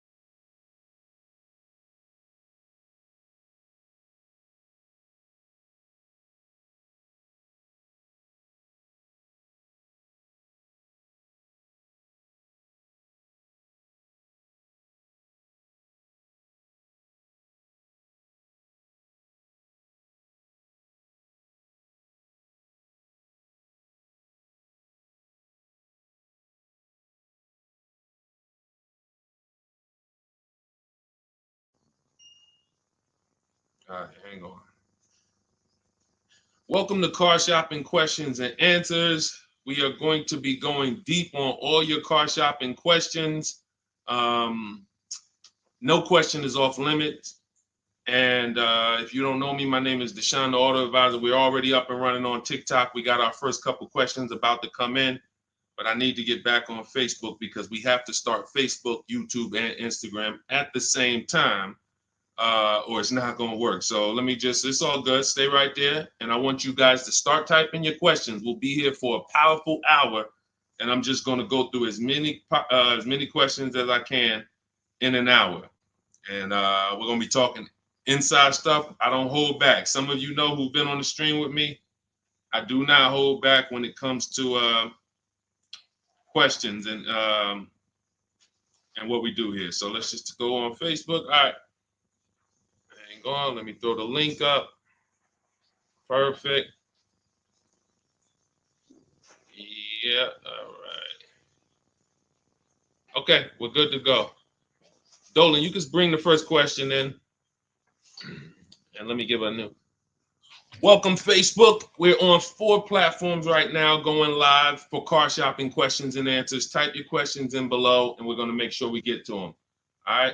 It's not easy getting 4 platforms live at the same time. And we have 2 TikTok channels that we're live on at the same time. So everything we'll be talking about is out of my new digital book, Cars from Home, 7 Steps to Saving Time, Money, and Avoiding Dealerships. I have a special link for you to get a copy at 75% off in my TikTok bio, in my Instagram bio, or in the YouTube or Facebook comments for the next 30 minutes.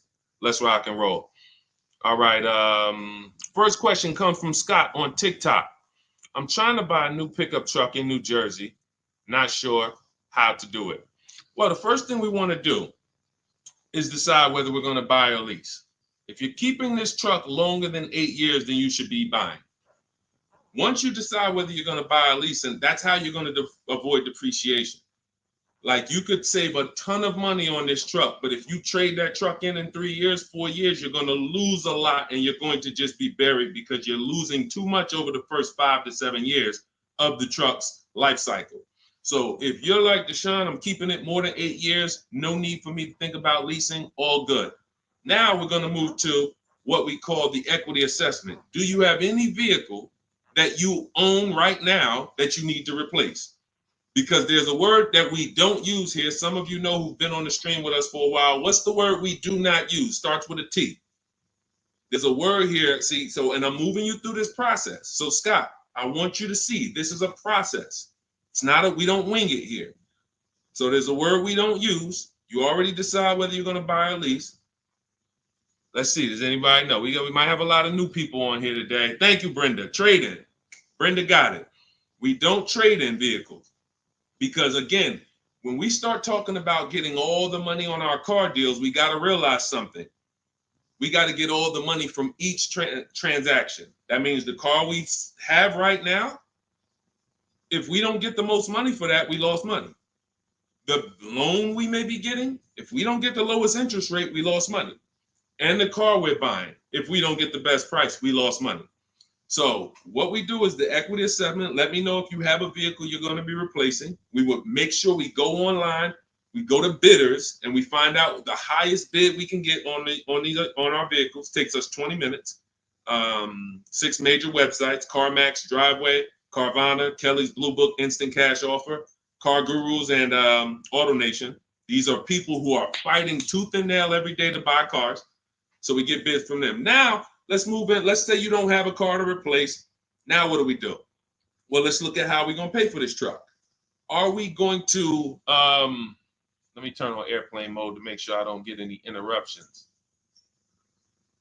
All right, how are we going to pay for this truck? Are we going to buy it cash, or are we getting a loan? So if we're getting a loan, then we need to see, are there any special interest rates on this truck we're looking at? If there's 0%, if there's 1.99%, that eliminates us from needing to shop for a loan. That's called a subvented interest rate. No one's beating it. So when you guys see like Honda, if a vehicle you're shopping for has a 2.99% interest rate, 1.99, that eliminates us shopping. But there's one parameter we must look at in the fine print. What's the term? Is it for 3 years? Is it for 5 years? If they give us 0% for 3 years, a lot of people can't afford that payment. Interest is great. There's no interest. It's free money. But you got to be able to afford the payment based on the term. Then we move into looking at, is this a quality truck? It's a very important step. Let me tell you what happened. People used to buy Range Rover. When I worked at Mercedes, we had a Range Rover dealer right next door. People come in and get a great deal on a Range Rover, come in, feel like, okay, I won. That truck's in the shop every 90 days. Every 3 months. Lights going off, it's on a flatbed. We had people going in that dealership, literally. Maserati had a couple models, same thing. But there are domestic models too. There are import models. There are Japanese models too that have issues. So what we do is we do a quick search, takes us 5 minutes. Nothing that I'm talking about takes more than a couple minutes. In fact, our entire process to buy cars that I teach, my 7-step system, is 90 minutes to 2 hours. You can get the best, you can get below market deals on any vehicle in no more than 2 hours. So, but we can't get a below market deal and then find out we bought a bad vehicle. That means we lost. So whatever truck you're looking at, you would type that truck into Google and you would type, for example, 2024 Chevy Silverado, and you would type in initial quality. Initial quality, guys, is going to tell us what the data says about the vehicle in its first 90 days. That's initial quality reports. That means when people get it, all the owners, the thousands of owners that are buying this vehicle, what are they saying in the first 90 days? Are they saying the electric, are they saying it's hard to manage? It's too complex, there's issues. Initial quality we look at and we skim Google to see if we see any red flag articles. Then we switch initial quality to reliability. Reliability is what are people saying the first 3 years? Does this vehicle have a history in the first 3 years of having issues? Maserati owners who was buying these Ghiblis and buying things back in the day, the Quattroportes that were having issues, they would have saw that. And they would have made a decision not to buy those vehicles. These things, this 5-minute exercise prevents you from nightmare ownership experiences. Paying less than everyone is one part of this deal, guys, of what I want you to get. That's one part of it. Getting a quality vehicle is the other side. And you can't have one without the other. Great price, not a quality vehicle, we lost. Quality vehicle, we paid market value or above market value, we lost. So we need to get both. So then once we find out, okay, the vehicle I'm looking for, it has great marks, there's no red flags, now we move into getting offers. And very simple, we get offers right from home. That's why everything I teach is called Cars from Home. Cars from Home. It's a mindset and it's also a process. We sit down here and we contact dealers online. I have something in my book called the 25 to 5 strategy.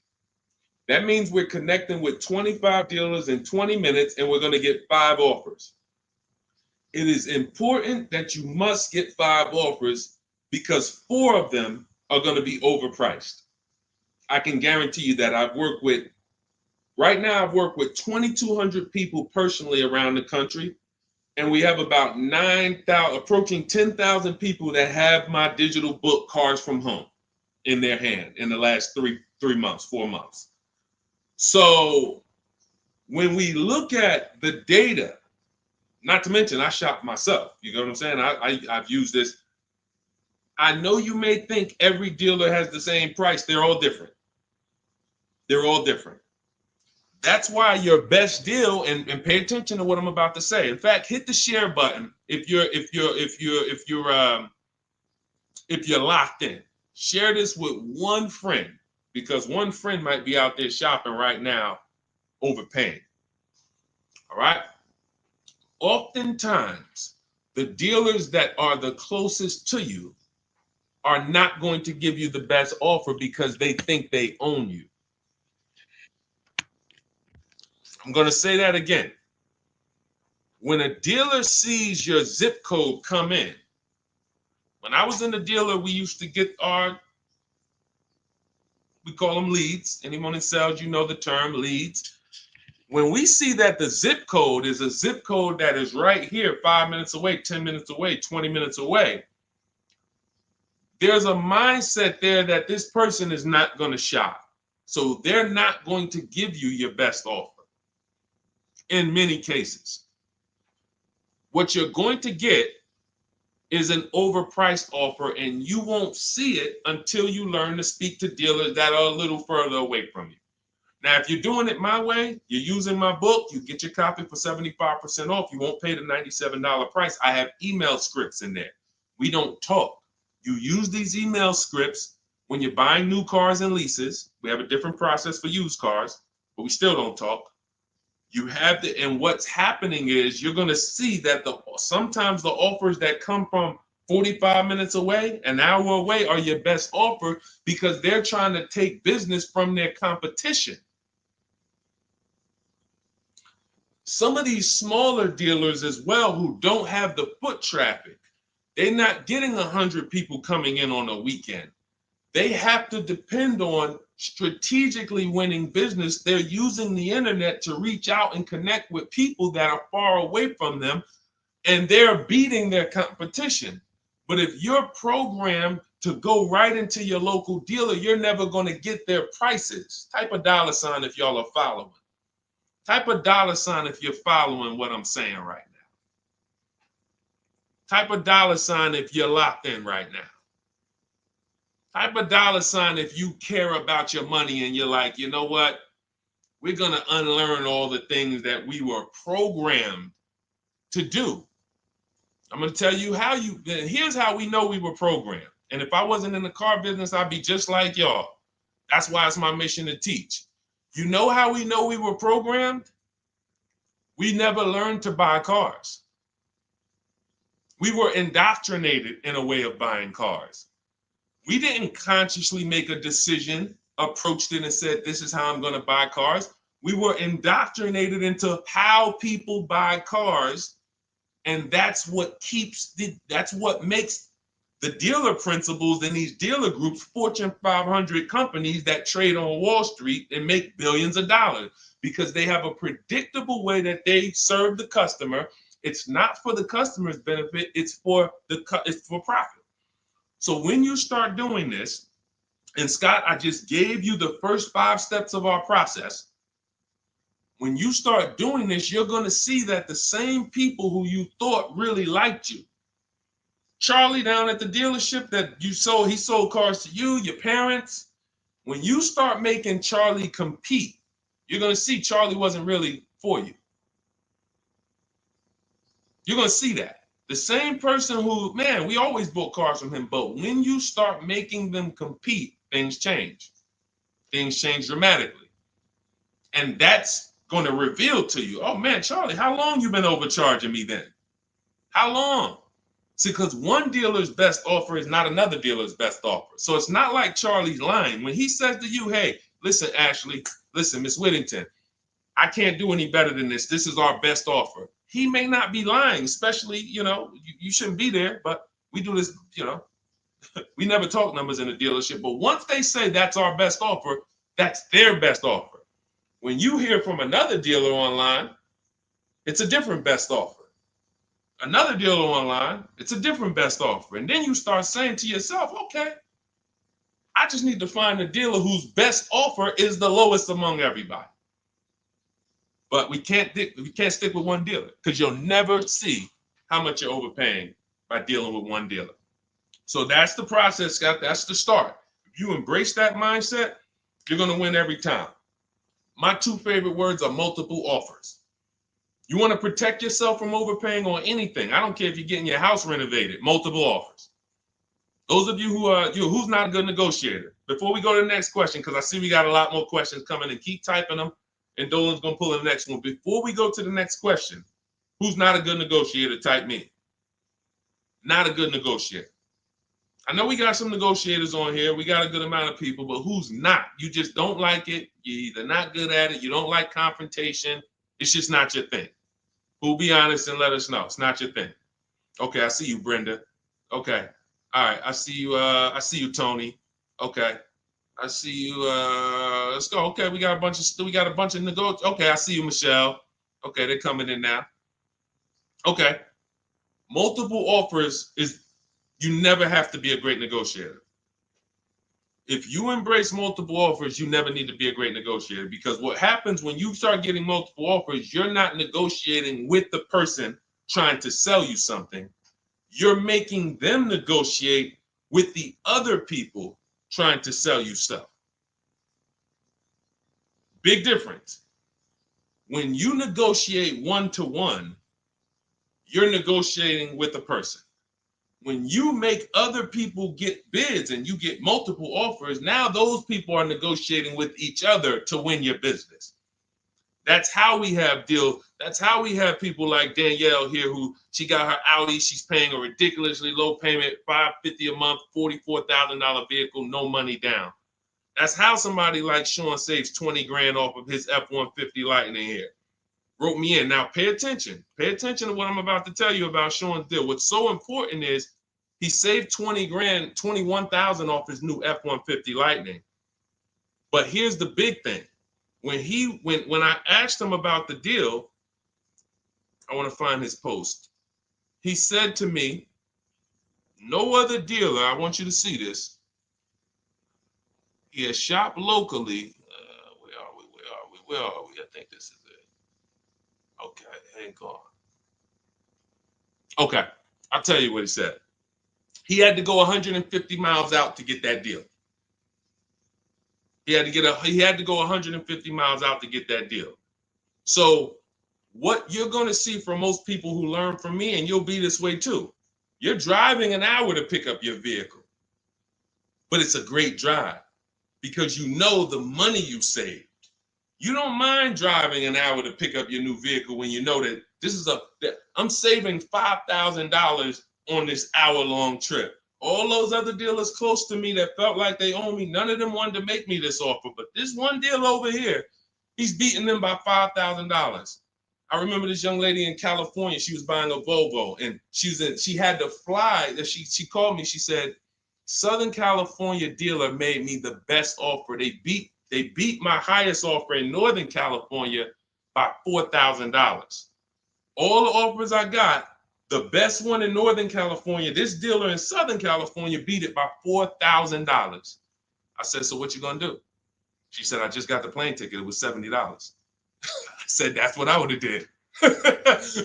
So we have to go to where we're saving the money, y'all. This is a one-time thing. You buy your vehicle from who's making you the best offer. You service your vehicle from where it's most convenient. Two big differences. All right, go ahead, Dolan. Shoot the next one up. Everyone who just jumped on, this entire stream is sponsored by my new digital book. It's called Cars from Home, 7 Steps to Saving Time, Money, and Avoiding Dealerships. It's already 5-star rated. You can Google it. For the next 30 minutes, you can get your copy for 75% off. It's my entire blueprint of leasing step-by-step, getting below market leases, getting below market purchases, getting below market pre-owned deals step-by-step, making banks bid for our business step-by-step. Now, 30 minutes only. After 30 minutes, the price goes back up to $97. So you can click the link in my TikTok bio, click that picture of me, or click the link in my Instagram bio, and come back to the broadcast after you get your book. As soon as you pay on that thank you page, I want you to screenshot that. There's a link to open the book right there. So not only will I email you a copy, on the thank you page, you click a link, and that book is right there too. So, and then for those of you on YouTube or Facebook, we have the link showing below. Link in the comments for you, and Facebook, you guys will see the floating link. So 30 minutes, get your copy. You won't pay the $97 price. You'll get yours for $24, and you have everything step by step. You won't have to remember any of this or watch my social media videos anymore. Okay. Scott says, dude, just wondering if you've heard of the Ford Flex Buy program, and if so, what are your thoughts? Well, let me do a little research on this. Hang on, because we can find out if this is going to be good for you or not. Let me tell you how easy it is when you figure this, Scott, when you grab this mindset, when you unlearn this. Hold on, they're saying they couldn't hear me on TikTok. Okay. Well, as long as you could, well, I know you guys can hear me here. We're on 2 TikTok channels right now. So let me see here. I'm pretty sure. Give me a, before we hit this question, let me make sure. Can you guys hear me on TikTok right now? Type yes. If we don't want to continue and people can't hear us. So let me know. But I see, these are the people I love right here. I love people who say, I'm going to get to it. Hopped off of TikTok, because we're on 2 TikTok channels, and now on Facebook. She said, I'm getting to this information. I don't care if I got a skim platform. I love it. Okay, so we're good. It must be just this one TikTok channel then that we're having issues with. So it's all good. Let me close this one out, and then we'll keep it moving. Okay, so this is how easy it is to find out if something's worth it or not. Does it make people compete for my business, or does it try to lock me into something? The competition is what saves us money, which is why none of these websites you're ever going to see is going to create competition. I'll tell you about the used car websites. They're not creating competition. I'll tell you that. See, I don't want to skip this, but let's check this Flex Buy program, and then if we have time, I'll explain to you why those used car marketplaces we shop on, it's not competition. They're trying to sell you on variety. But let's check the Flex Buy program, and let's see how this works. Okay. So what is Flex Buy? Flex Buy is a unique payment plan for qualified buyers. Ford Flex Buy program payments start out lower, gradually get higher after 36 months. The Ford Flex Buy program takes the rate on a 60-month traditional loan and extends that rate to 66 months. The first 36 months of the loan, the payment will be lower as compared to the 60-month payment. The last 30 months of the loan, the payment will be higher than the first 36-month payment. Although every reasonable effort has been made to ensure the accuracy of the information. Okay, hold on. Let's see. I'm going to tell you what I don't like about this already, and I need more information. If this is in any way adjusting to the market rate. I'm talking about if the bank says like think about an adjustable rate mortgage. Some people have had a fixed rate and some people have had an adjustable rate mortgage. The adjustable rate is good for the lender because the lender says, all right, here, pay this rate that we agree on today, but in 3 years, 5 years, and 7 years on an adjustable rate mortgage, let's talk about what your new rate is based on what the market rate is. If that's in any way like this is trash. Because the banks will say, all right, well, for the first part of the loan, we're going to do one interest rate. And then we'll look and say, midway through, what's the market rate? And if the market rate's lower, great, you win. If the market rate's higher, then you lose. So here's the thing. When we're getting loans, I'm getting ready to explain something to you guys called the bank bidding war. There's so much money in loans, it's ridiculous. That's why there's people who want to loan you money to buy cars. They don't even sell cars. And could y'all keep tapping the screen on TikTok and running those likes up? Can we get to 1,000 likes real quick? Every time y'all tap the screen, y'all run the likes up and y'all actually help TikTok bring more people over here that need to be here. So I appreciate everybody. And thank you to everyone who hits the like button. I appreciate you. It does matter. Now, the credit bureaus in the United States allow you to do something called rate shopping.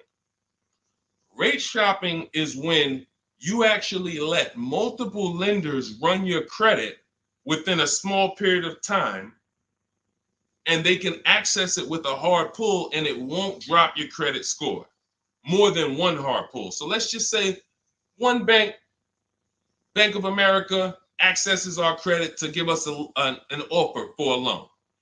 It may drop our credit 9 points because of the hard pull.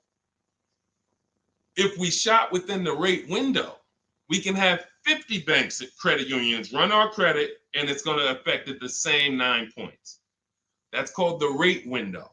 I haven't heard anyone talk about this. I've been talking about this for literally over 2 years. I think I have a couple big videos that you guys have shared, watched, that talk about how to do this. When you are getting your offers from banks, you want to get them after you've already found your best deal on your car. Because once you get your best deal on your car, you have everything you need now to go to the bank or go online, call the bank and get an offer. Who's had a bank tell them when they call for some type of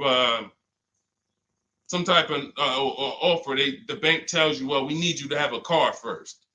Who's had that happen? You call and you're coming and you're shopping for you're trying to get a pre-approval or something like that, and the bank tells you, well, we need what car are you buying? We need the car details. Well, that doesn't really make sense, right? I'm trying to get the offer so I can go get the car. But in the case of how we do it, we find our best deal on the car, then we come home and we let multiple banks and credit unions fight it out. Fight it out. Because I guarantee if this Flex Buy program doesn't allow you to shop for your rate and compare whatever rate they're going to offer to whatever rate you're going to get, you're going to lose with that program. And all they want you to do is see that, hey, well, we're going to give you flexible payments. They're trying to hook in people who just like, hey, that sounds good. Not realizing, well, if you just got a rate that was just got an interest rate that was 2 points lower, your payment would be $40 less a month.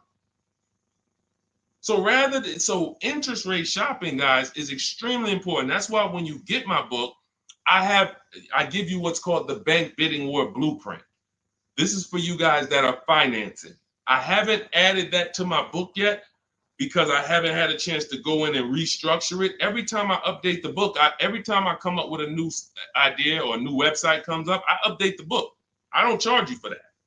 So websites go out of business. Room went out of business earlier this year. Websites go out of business. I'm not going to charge you for each time something changes because we use an online program. But what I did was when you get your book, you get the book, Cars from Home, and then you get the Bank Bidding War Blueprint. All this is the strategies we use to make banks and credit unions bid. I need you guys making people bid for your own sake, for your confidence, for your empowerment, for your experience. You're going to feel like I'm the prize. I'm spending $50,000 here. Why the heck am I begging people to sell me a car? Who's ever felt like they're begging people? Come on, can you take off another 1,000?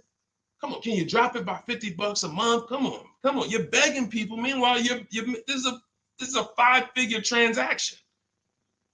So when you flip the tables like we've been doing, like all of the people, if you're on Instagram or if you're on YouTube, you can see all of these people. You can see Zafrina, you can see Jared. Look at all these deals. People posting their numbers. Teddy, Rosalie. How does Rosalie get a 65? How much is this vehicle? How much? How does Rosalie get a $60,000 vehicle at $592 a month with no money down? How does she lease that vehicle at $592 when the same daggone Infinity advertisements we see say, hey, come put $5,000 down plus tax and you can pay that price? She did it with no money down. How? Bids. Okay? Bids. All right. Scott, if the program doesn't make people bid, it's no good.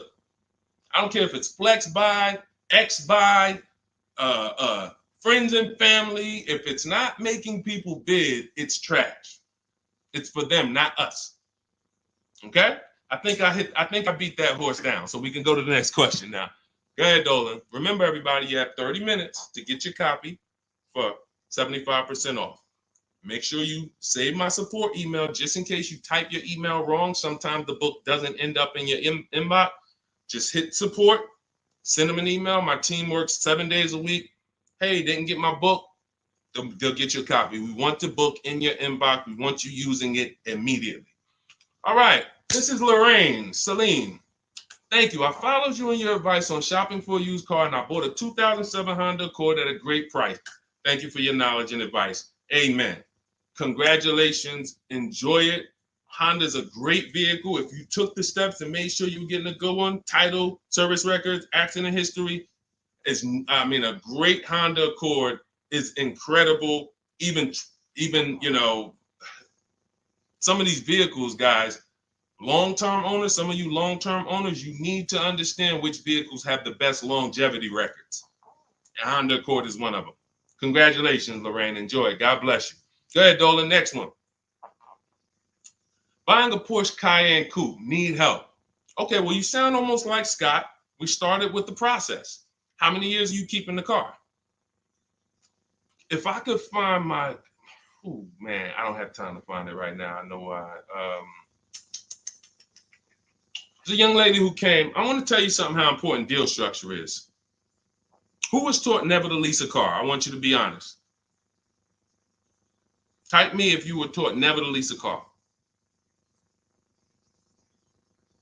If everyone who's willing to be honest, again, it may sound like some of the things that I'm talking about is bad news first. That's because it is.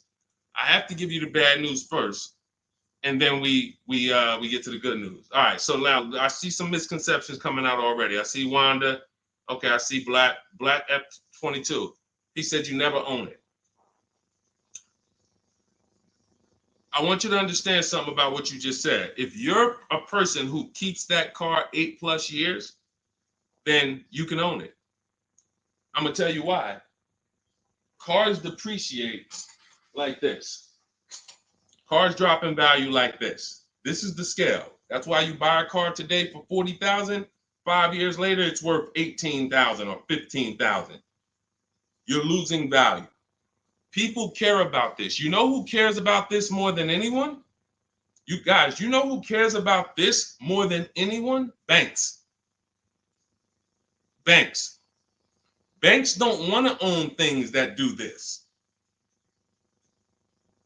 Now look, Black is coming with a lot of stuff right now. Let's talk to Black.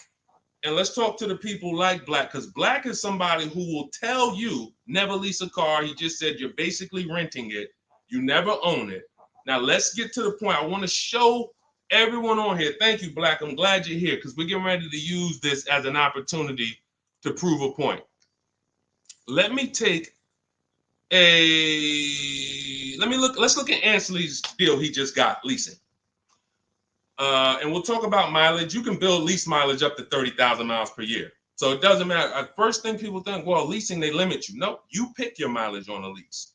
You choose the mileage. I've had people who lease 30,000 miles a year, 25,000 miles a year, 18,000 miles a year. You pick the mileage. Now, whether you drive or whether you lease or buy, this is what your vehicle is doing. You're losing money day by day. So when you go and you buy a vehicle, you're losing money day by day. The reason I created the 8-year rule is for you to understand that at some point, you stop losing value day by day. You lose less value. This is what we call beating depreciation. It comes with long-term ownership. But let's look at Ansley's deal so that we can put this leasing versus buying to bed and show you how many of you have overpaid by thousands and thousands and thousands of dollars that you can't get back listening to people who tell you leasing is renting and all of these horrible financial terms. Let's go to the numbers. So Ansley gets a 2024 Infiniti truck. It's a $58,000 truck. If you're watching on Instagram or YouTube, you can see this. It's a $58,000 truck. Guys, some of you know because you've seen some stuff, every $5,000 on a loan is how much per month? Every $5,000 we borrow on a loan, 5 years, is about how much per month?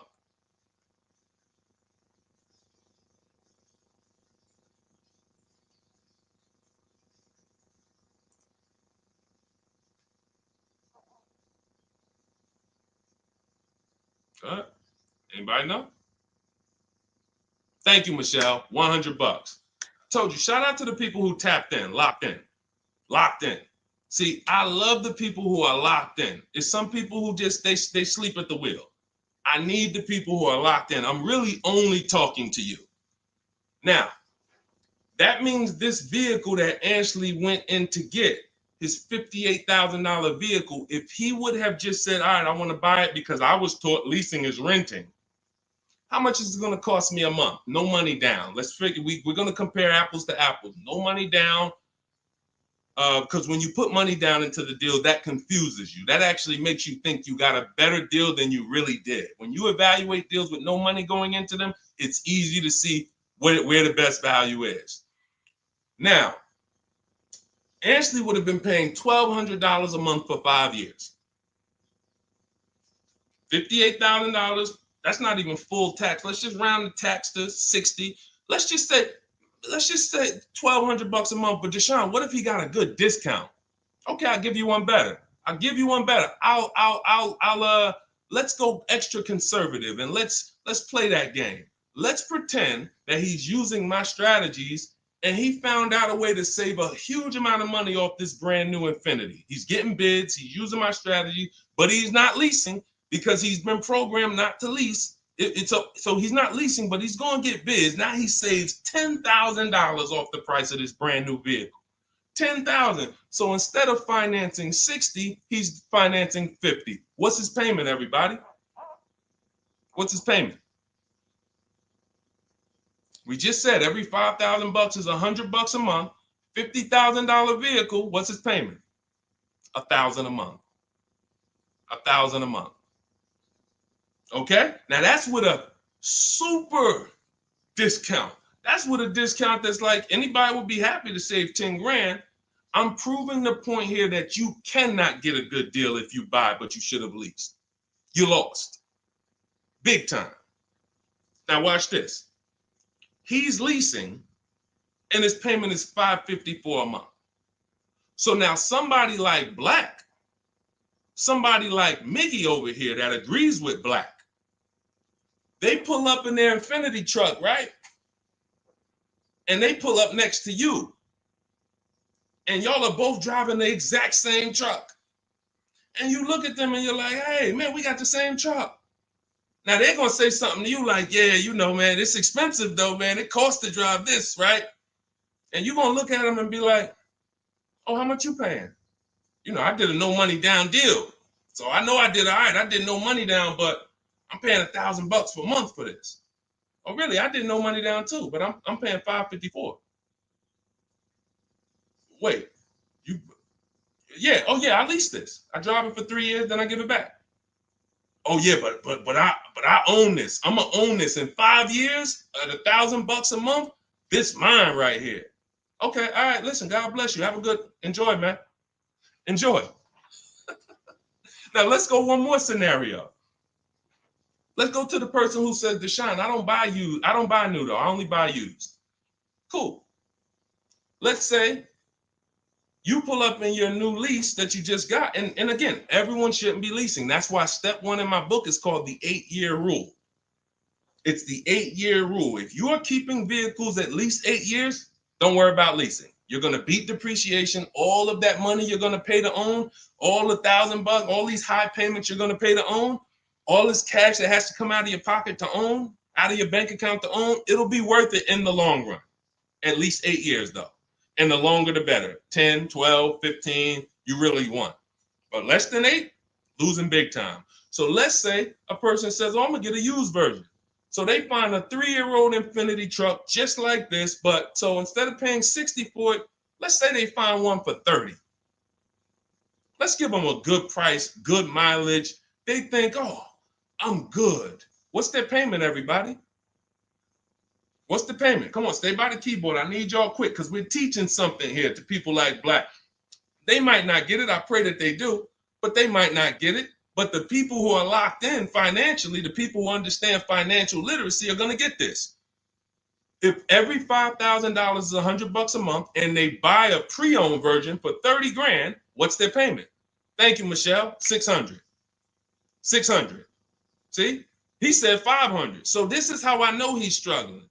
And I'm not trying to beat you down, man. I'm just saying when you're talking about something you don't understand, it's better to ask questions, not make statements. So now, we pull up. You have your new lease. You got this same deal, $554 a month. He pulls up in his 3-year-old version that has probably 1 year of warranty left. You both did a no money down deal. He looks at you and says, oh, wow, that's the new one, right? Yeah. This is the 2024. 2025.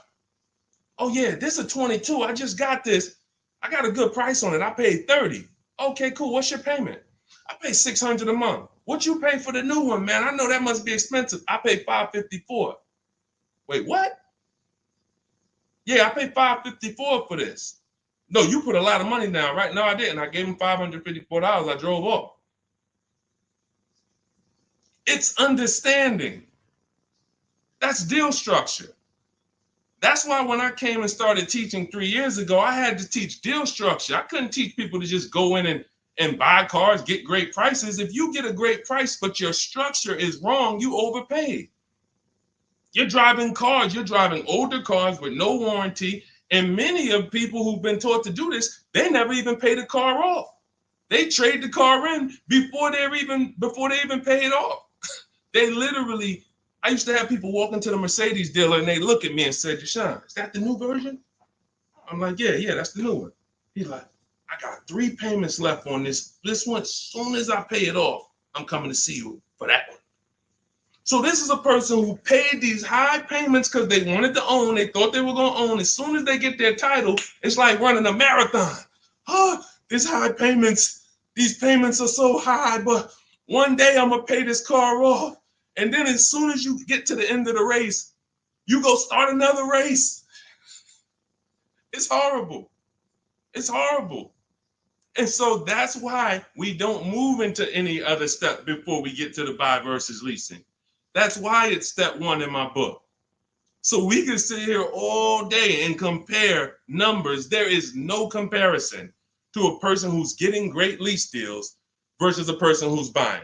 It's not even close. We're driving better cars. We're driving, they're usually always under warranty. We're paying cents on the dollar when you know how to get below market leases. I'm not talking about these commercials y'all see. That ain't nothing. We don't pay those prices. None of these people, look, you think Zafrina, who got a Jeep Grand Cherokee lease, and she paid Look, she's paying $527 a month. She's paying $527 a month. Oh no, that's Teddy. Hold on. You think Zafrina, who's paying $579 a month for a $66,000 truck, is ever going to she's not going to let this bad information get to her anymore. She's driving a $66,000 truck. So again, now let me, before we go to the next question, I'm going to just read some things from Black because he's over here typing. And I do want to give him the courtesy of reading because we just used him as a teaching moment. I think everyone learned. If you just got what I just taught about the leasing versus buying, type $sign. Just type $signs. If you got that point of me, see, no one talks to you about payments. They say things like never lease, always do this, always do that. But they never talk numbers. The reason why we go straight to the numbers is because the numbers don't lie. They say men lie, women lie, numbers don't lie. So when we go to the numbers, shout out to everybody. I see y'all. I see y'all. I see you, Wanda. I see you, Tony. I see you, Michelle. I see you, Megan. I see you, Brenda. I see you, Federico. That's the name of the game, is putting your deal on the right foundation so that you know, again, like I said, banks don't want to own vehicles. Think about that. Banks don't want vehicles that are not bringing income in. They don't want a depreciating asset on their books because today it's worth 40, tomorrow it's worth 39,800, the next day it's worth 39,700, the next day it's worth 39,600. That's what a depreciating asset is. They don't want them on their books in the short term. They're in the short-term business. And some of us are in the short-term business too. The only people that are winning long-term with purchases are those of you who keep your cars 8+ years. Because you beat depreciation. All right, so Black said, nah, bro. Okay. Keyword, no money down. You put 10 to 20% down, then it's a different story. You can't make this stuff up. Let's go. You cannot make this stuff up. Watch this, y'all. Watch this. I just compared 3 no money down transactions on the same vehicle. 3. New, used, new lease. 3, no money down. I'm telling people that when you don't put money down, you can clearly see what you're really paying. You can clearly see what you're really paying. Black comes in, he proves our point, which is he's going to put 10 to 20% down. Now he's pulling up next to you in your lease, right? You're $554 a month, brand new, fully warranted, all the latest and greatest features. Now he puts 10 to 20% down on that's $10,000 to $12,000. Think about this. He pulls up and he has a similar payment to you. So he feels like we're alike. He feels like we're pretty close.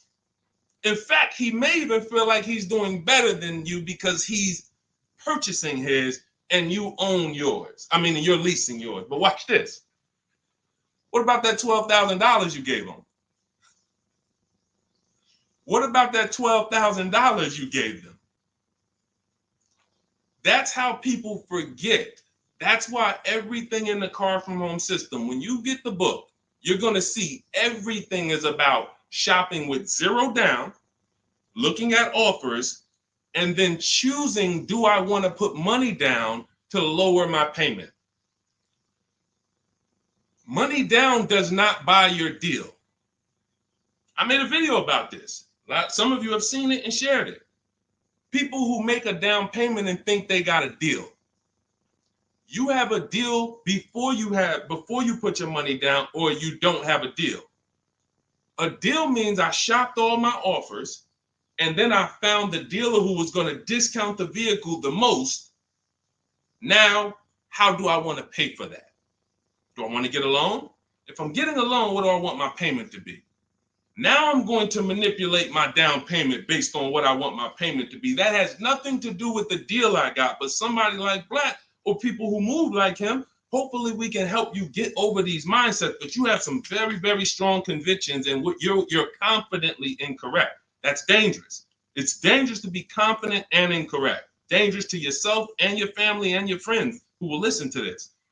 If you are putting money into deals and thinking that you got a deal because your payment ended up being affordable, you in no way can win. First of all, you're letting the dealer manipulate two things: the price of the car they're selling you and the interest rate that you're getting from them exclusively. If you were just separating your loan from your interest, from the purchase, you would see that that's a losing strategy.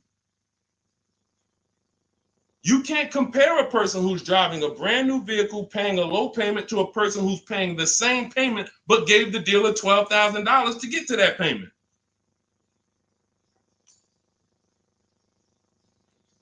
And look, here we go. Now let's get ready for the next question, because Black just said, I believe in the Ramsey rules, not leasing cars, and he's costing you. Now, let me ask you a question. How many years are you keeping your car, Black, on average? And let's just move on from there. We've given you enough, and you've been great. You have been great. I think we have all learned. You've given me a lot of things to be able to teach the audience who's willing to learn, but there is in no way, shape, or form. 3 to 4 years. My man, you are losing like crazy. Look, he's buying cars like this and flipping them. He's buying cars like this and flipping them, coming back. You're spending so much money that I can't even get it across to you because you're not in a posture to learn. You are literally buying cars in their deepest state of depreciation because somebody told you don't lease. You listen to them. You buy the car here. It's worth $40 the day you buy it. You come back in 3 to 4 years to get a new one. They give you $20 for that car. You spent $20 grand. You lost $20 grand in depreciation in 3 years. And you just keep doing that because somebody told you never lease cars and you listen to them. The payments I'm showing you, it's not clicking. The fact that the same car you bought for $40 that you're going to get $20 for, you're paying $40. That's an $800 a month payment. You put 20% down, you finance 30 grand. Now that's a $600 a month payment. That same $40,000 car we're leasing with no money down for $500 a month. No money down. You are spending thousands. We can't help you, man. You got to be willing to unlearn it. You are so locked in, So anyway, but I think, listen, everybody who got it, you understand. That is why leasing versus buying is paramount. You cannot get it. If you are not keeping your cars 8 years, you cannot get a great deal buying. You're going to lose in depreciation. You're going to lose in resale value. When you go to replace that car and you see what it's actually worth and how much you paid over 4 years or 5 years or 7 years, when you compare that to a person who drove brand new cars for that particular same period of time, it's no comparison. And then you have cars with no warranty and all of that. Yeah. Look, Megan said, Black doesn't seem to learn. So to my question would be, could you buy an extended warranty package? Hold on. Why am I getting calls on airplane mode? Sorry, guys. I hold on. Let me put on Do Not Disturb. All right, so go ahead, Dolan. Shoot some. Let's get to Megan's question, and then let's try to go through a couple more. But that was good. That was good, Black. Thank you, because we wouldn't have been able to teach on those points without your questions. Okay, so let's do Carolina on YouTube, and then let's go to we'll hit Megan, and let's go through as many as we possibly can. Hey, I'm new here. I want to trade my 2020 Nissan, and what's the best way to do this, please? Okay, so you have a 2020 Nissan. That's a vehicle that's not 5 years old. First thing you would do, if we were talking, I wouldn't let you buy. Unless you're telling me you're going to keep the next car 8 years, you're losing, because that 2020 Nissan, first thing we want to do is decide whether we're buying or leasing the next vehicle. And as we just said, if you're not keeping the next vehicle 8 years, you should be shopping for below market leases. Then you want to now see what is the most money you can get for that Nissan. We don't depend on a dealer to tell us. You're going to go to these 6 websites. These are 6 websites. You do this in 15 minutes. You're going to find out what that vehicle is truly worth. You find out what your vehicle is worth with offers, not with anything else. Offers. So go to CarMax, Driveway. Write this down. I told you, stay locked in because we do dialogue here. It's not just me talking. Unless you got a notepad, you got to stay locked in and ready. We're going to go to CarMax. We're going to go to Driveway. We're going to go to Carvana. We're going to go to KBB Instant Cash Offer. These are all offer sites. These are people you walk in, they do an inspection, they cut you a check, you're out of there in an hour with a check. They're not trying to sell your car, they just want to buy your car. Driveway, Carvana, CarMax, KBB Instant Cash Offer, Car Gurus, and Auto Nation. 6 offers, 6 bids. That's going to tell you what your vehicle is worth, and that's going to tell you if you have equity or negative equity. Equity or negative equity. Okay? So that's the first thing you need to do. First 2 things is ask yourself, how many years are you keeping the next car?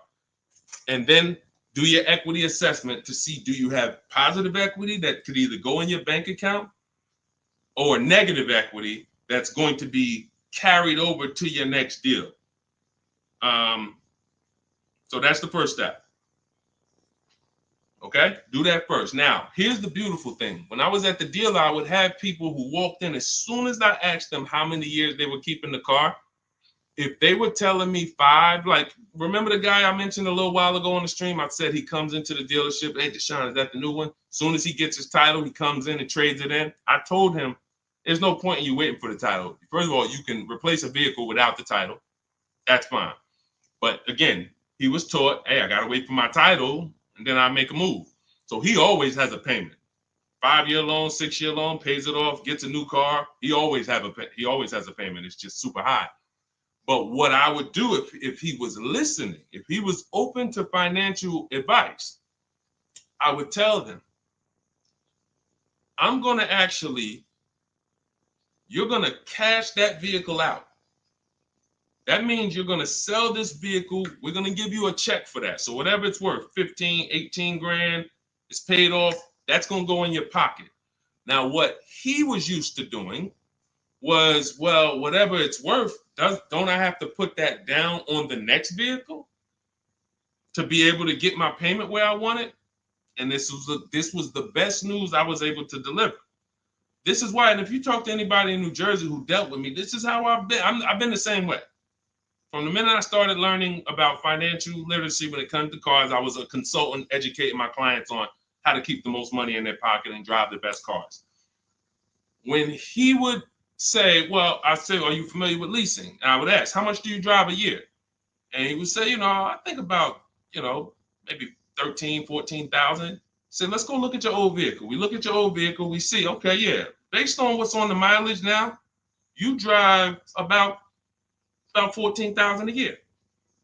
Here's what we're going to do. Whatever your car is worth, you're going to put that in your bank account. Let me show you what a competitive lease would look like. I make him the offer. He's like, wait a minute. This is my payment, and I could drive as much as I want. That's it. You could drive the same amount you've been driving. So I'm paying less than I was paying to own this thing? And you about to give me a check back for 12 grand, 15 grand? Yeah. This is what I want to do for the people who have been programmed that buying cars is how you should do it. Again, long-term owners, you should not be thinking about leasing. But here's how I know you need it in your tool belt, because your daughter may not be a long-term owner. Your spouse may not be a long-term owner. Your friend or whoever may not be a long-term owner. See, typically how you do things is how you teach other people to do things. So if you are keeping your cars 8, 9, 10, 12 years, you probably think everyone else is doing that. But your kids or your family members or your spouse, they may want to drive for 5 years and then they're like, all right, this stuff's starting to go wrong. You said the warranty is up and this got to cost $800 to fix, $400. Let's just go get a new one. Those are the people who don't have the values to keep a car long term, and you should not be buying cars for them. They should be shopping for. Now, both cases, you need below market deals, but it does not. But knowing how long you're going to keep the car is how you're going to beat depreciation. So all of this is in my digital book, guys. Everything I'm talking about on this stream is in my step-by-step book. A lot of what we talk about on these streams and in my social media videos is what not to do. My book is about what to do. It's like, do this, do this, do this, do this, steps, check it off the list.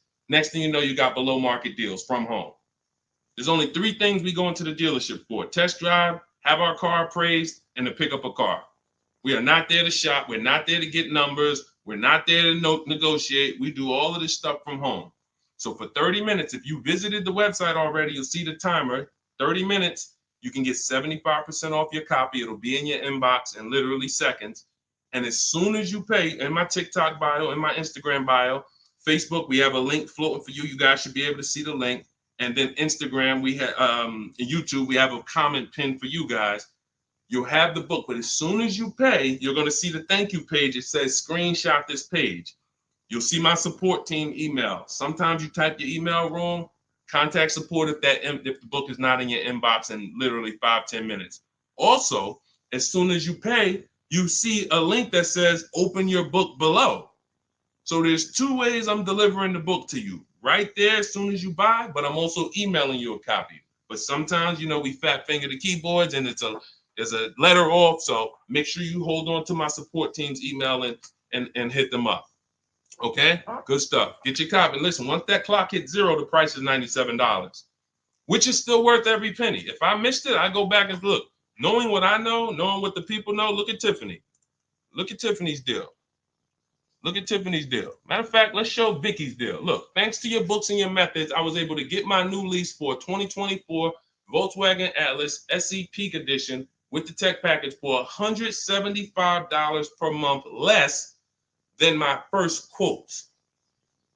I did it all online except for picking up the car. I put no money down other than my first month's payment and DMV, which is probably $200, and saved over $6,000 on the life of that lease using your negotiating scripts. We have email scripts. This is what I want for you. I want you guys not just getting cars. Everybody's getting cars. You'll see people posting their car. Oh, I needed an upgrade. Look, get a bunch of likes.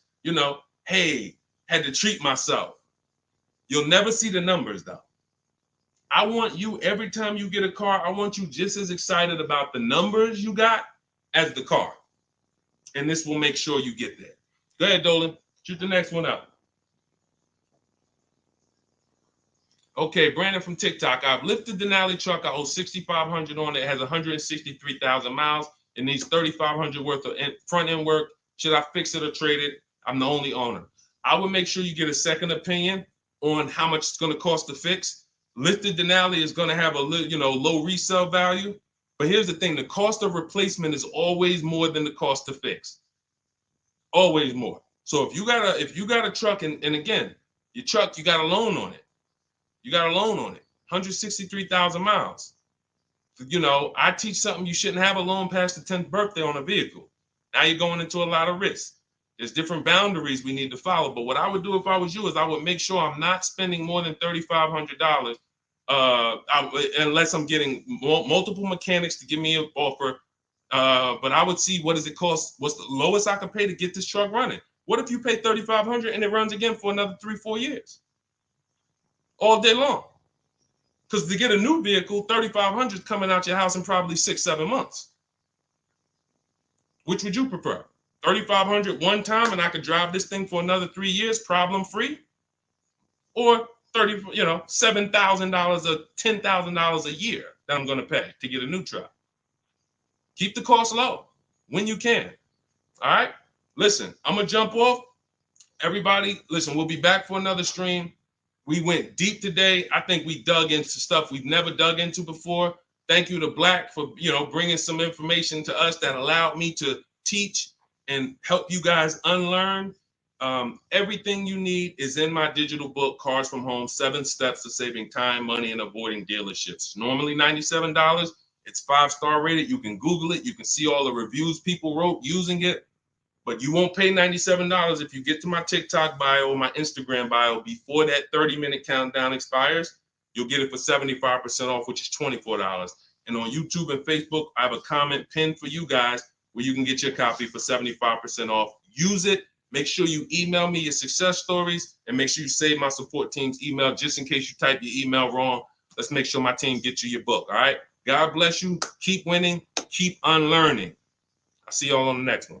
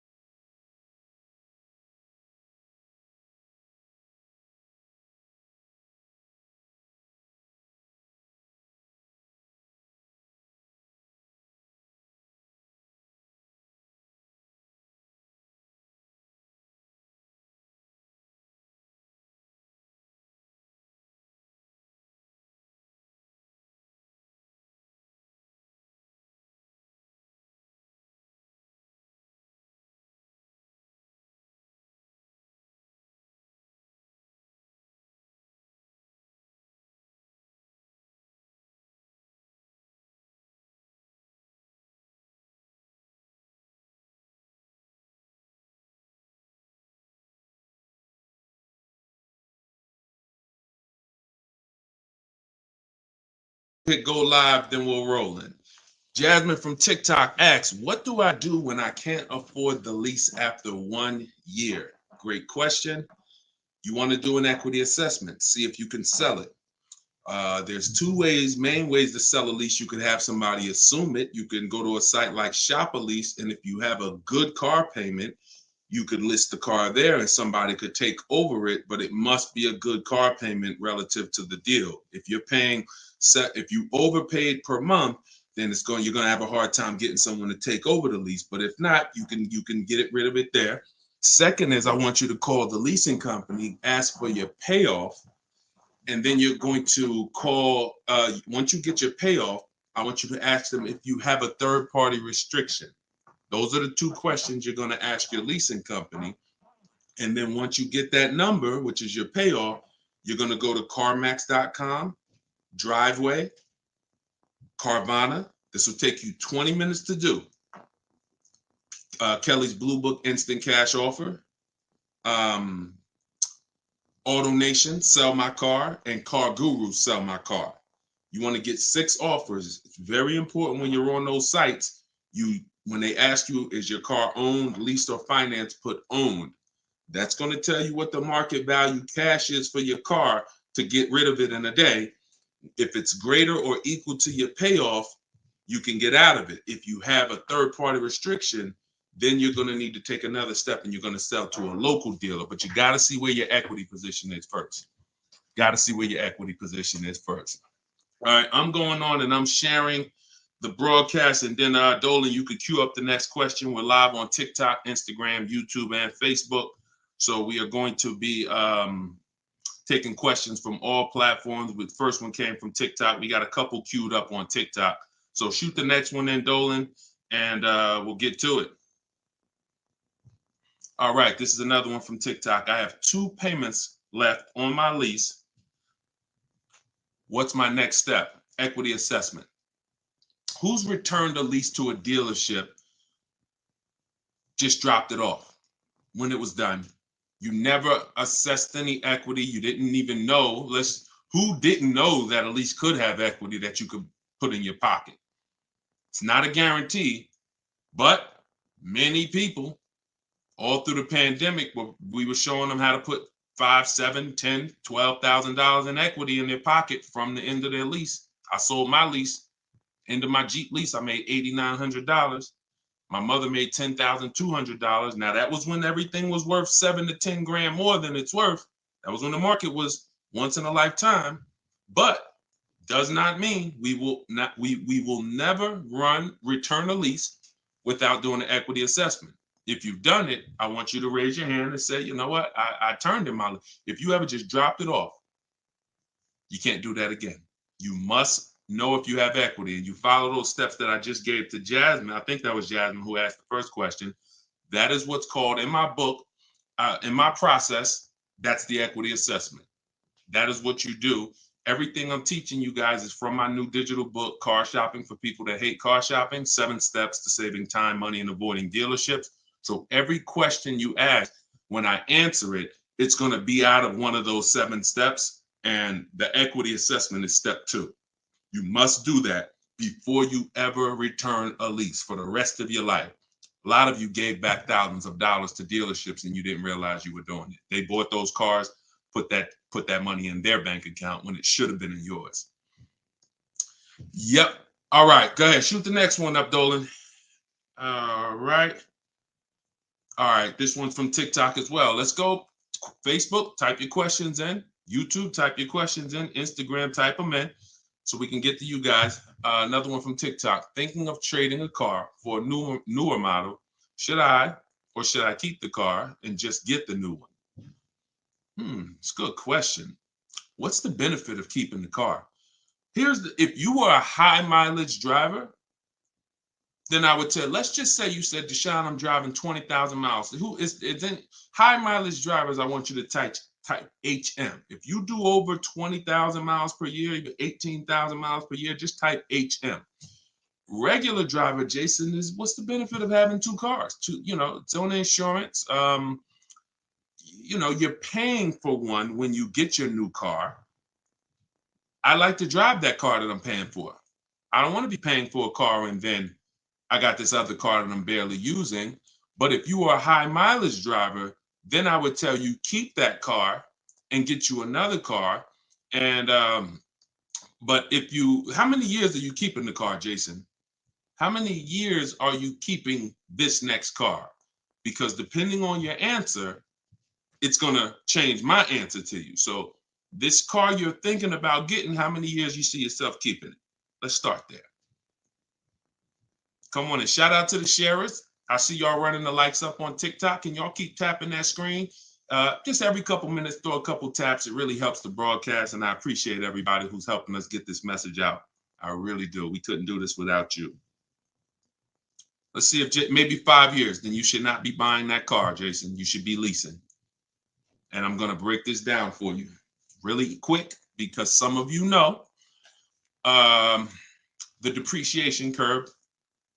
And the rule of thumb is when we talk about the hidden money in your car deals, my job is not to just teach you, if you're willing to listen, how to save thousands of dollars by making dealers and banks bid on your business. That's how we make sure we get the best prices. You can't get the best price. You can't make the best deal if you buy, but you should have leased. It's impossible. Because the depreciation curve looks like this, y'all. If you buy a car today for $30,000 today, I give you a car. I'm gonna show you something. I want everybody stay close to your keyboard. I don't want you to, when I ask you a question, type as quick as you can so we can keep the dialogue going. If I gave you a $30,000 car right now, put it outside your house, you don't drive it 1 mile, you don't even touch it. We go outside a year later. Is it worth $30,000? You didn't drive it 1 mile. You said, Deshone, I don't need the car, but I'm leaving it here. It's yours. You don't drive it 1 mile. Is it worth $30,000? No. So that's your first intro into depreciation, the unseen expense. Let's go a little deeper. If you put 10,000 miles on it, it's worth less, right? If you put no money in it, if you put no mileage on it, it's already lost thousands. If you put 10,000 miles on it, it's worth less, right? High mileage driver, let's say you put 20,000, it's worth less, right? Now what you're seeing is the expense you've been taught not to see, which is depreciation. It has nothing to do with car payments. It has everything to do with that. We've heard people say, oh, cars are depreciating asset, cars are depreciating. What does that actually mean? I'm showing you what that means. I'm showing you what that means.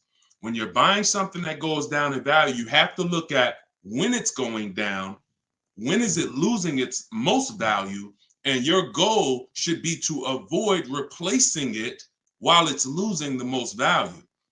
How many of you have a car outside right now, outside your house?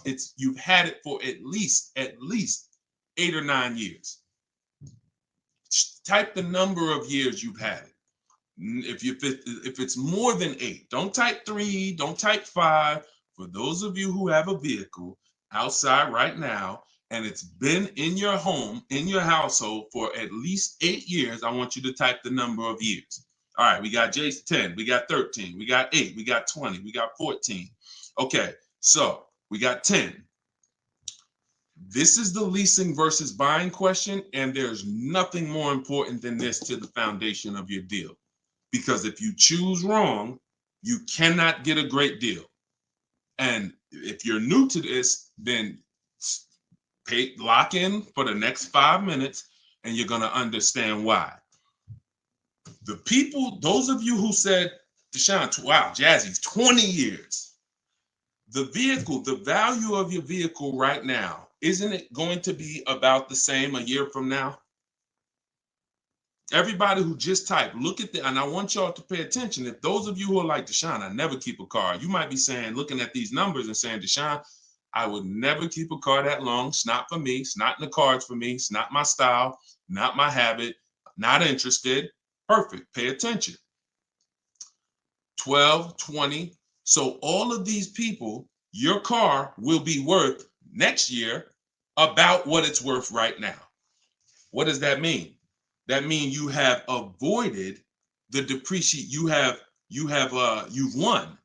The depreciation curve normally looks like this the first 5 to 7 years, but it starts to get like this the longer you keep the car.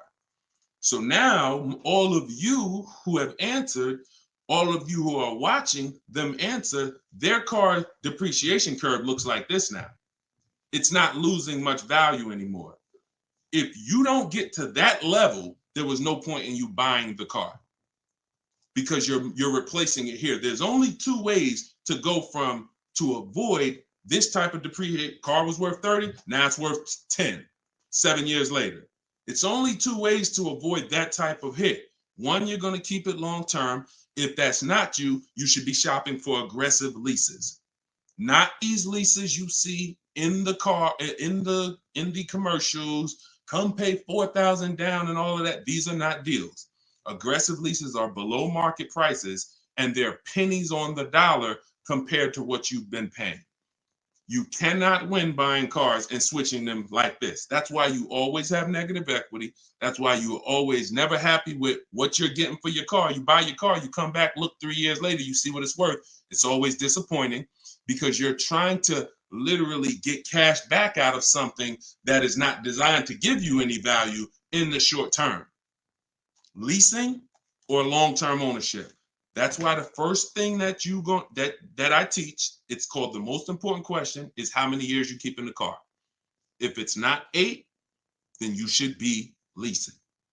It's not even a question. We'll go deeper on that throughout the show. Anyone who wants to know more about that, you keep asking, because once I open up that Pandora's box, it's like your mind is like, oh, but everything I heard about leasing, I heard it was bad. I heard you can't drive that much. I heard that yada, yada. They bill you for all of this stuff. All of those things, I'm going to help you unlearn because unfortunately, the people who taught you that were confidently incorrect, which is dangerous. Confidently incorrect is you're dangerous to yourself and others. So, all right, so that's the key. If that's the key, Jason, don't think about buying if you're not keeping 8 years. You're going to overspend. And we'll talk more about that throughout the broadcast. Feel free to ask follow-up questions. Go ahead, shoot the next one, and I'll go as deep on that subject as we need to for you to understand it. It'll give you some lease comparisons. You'll see what great leases look like, and you'll see how there are pennies on the dollar when you know how to get great lease deals. And that's the way you avoid the depreciation. Only 2 ways. Great lease deals, long-term ownership, 8, 10, 15 years. That's it.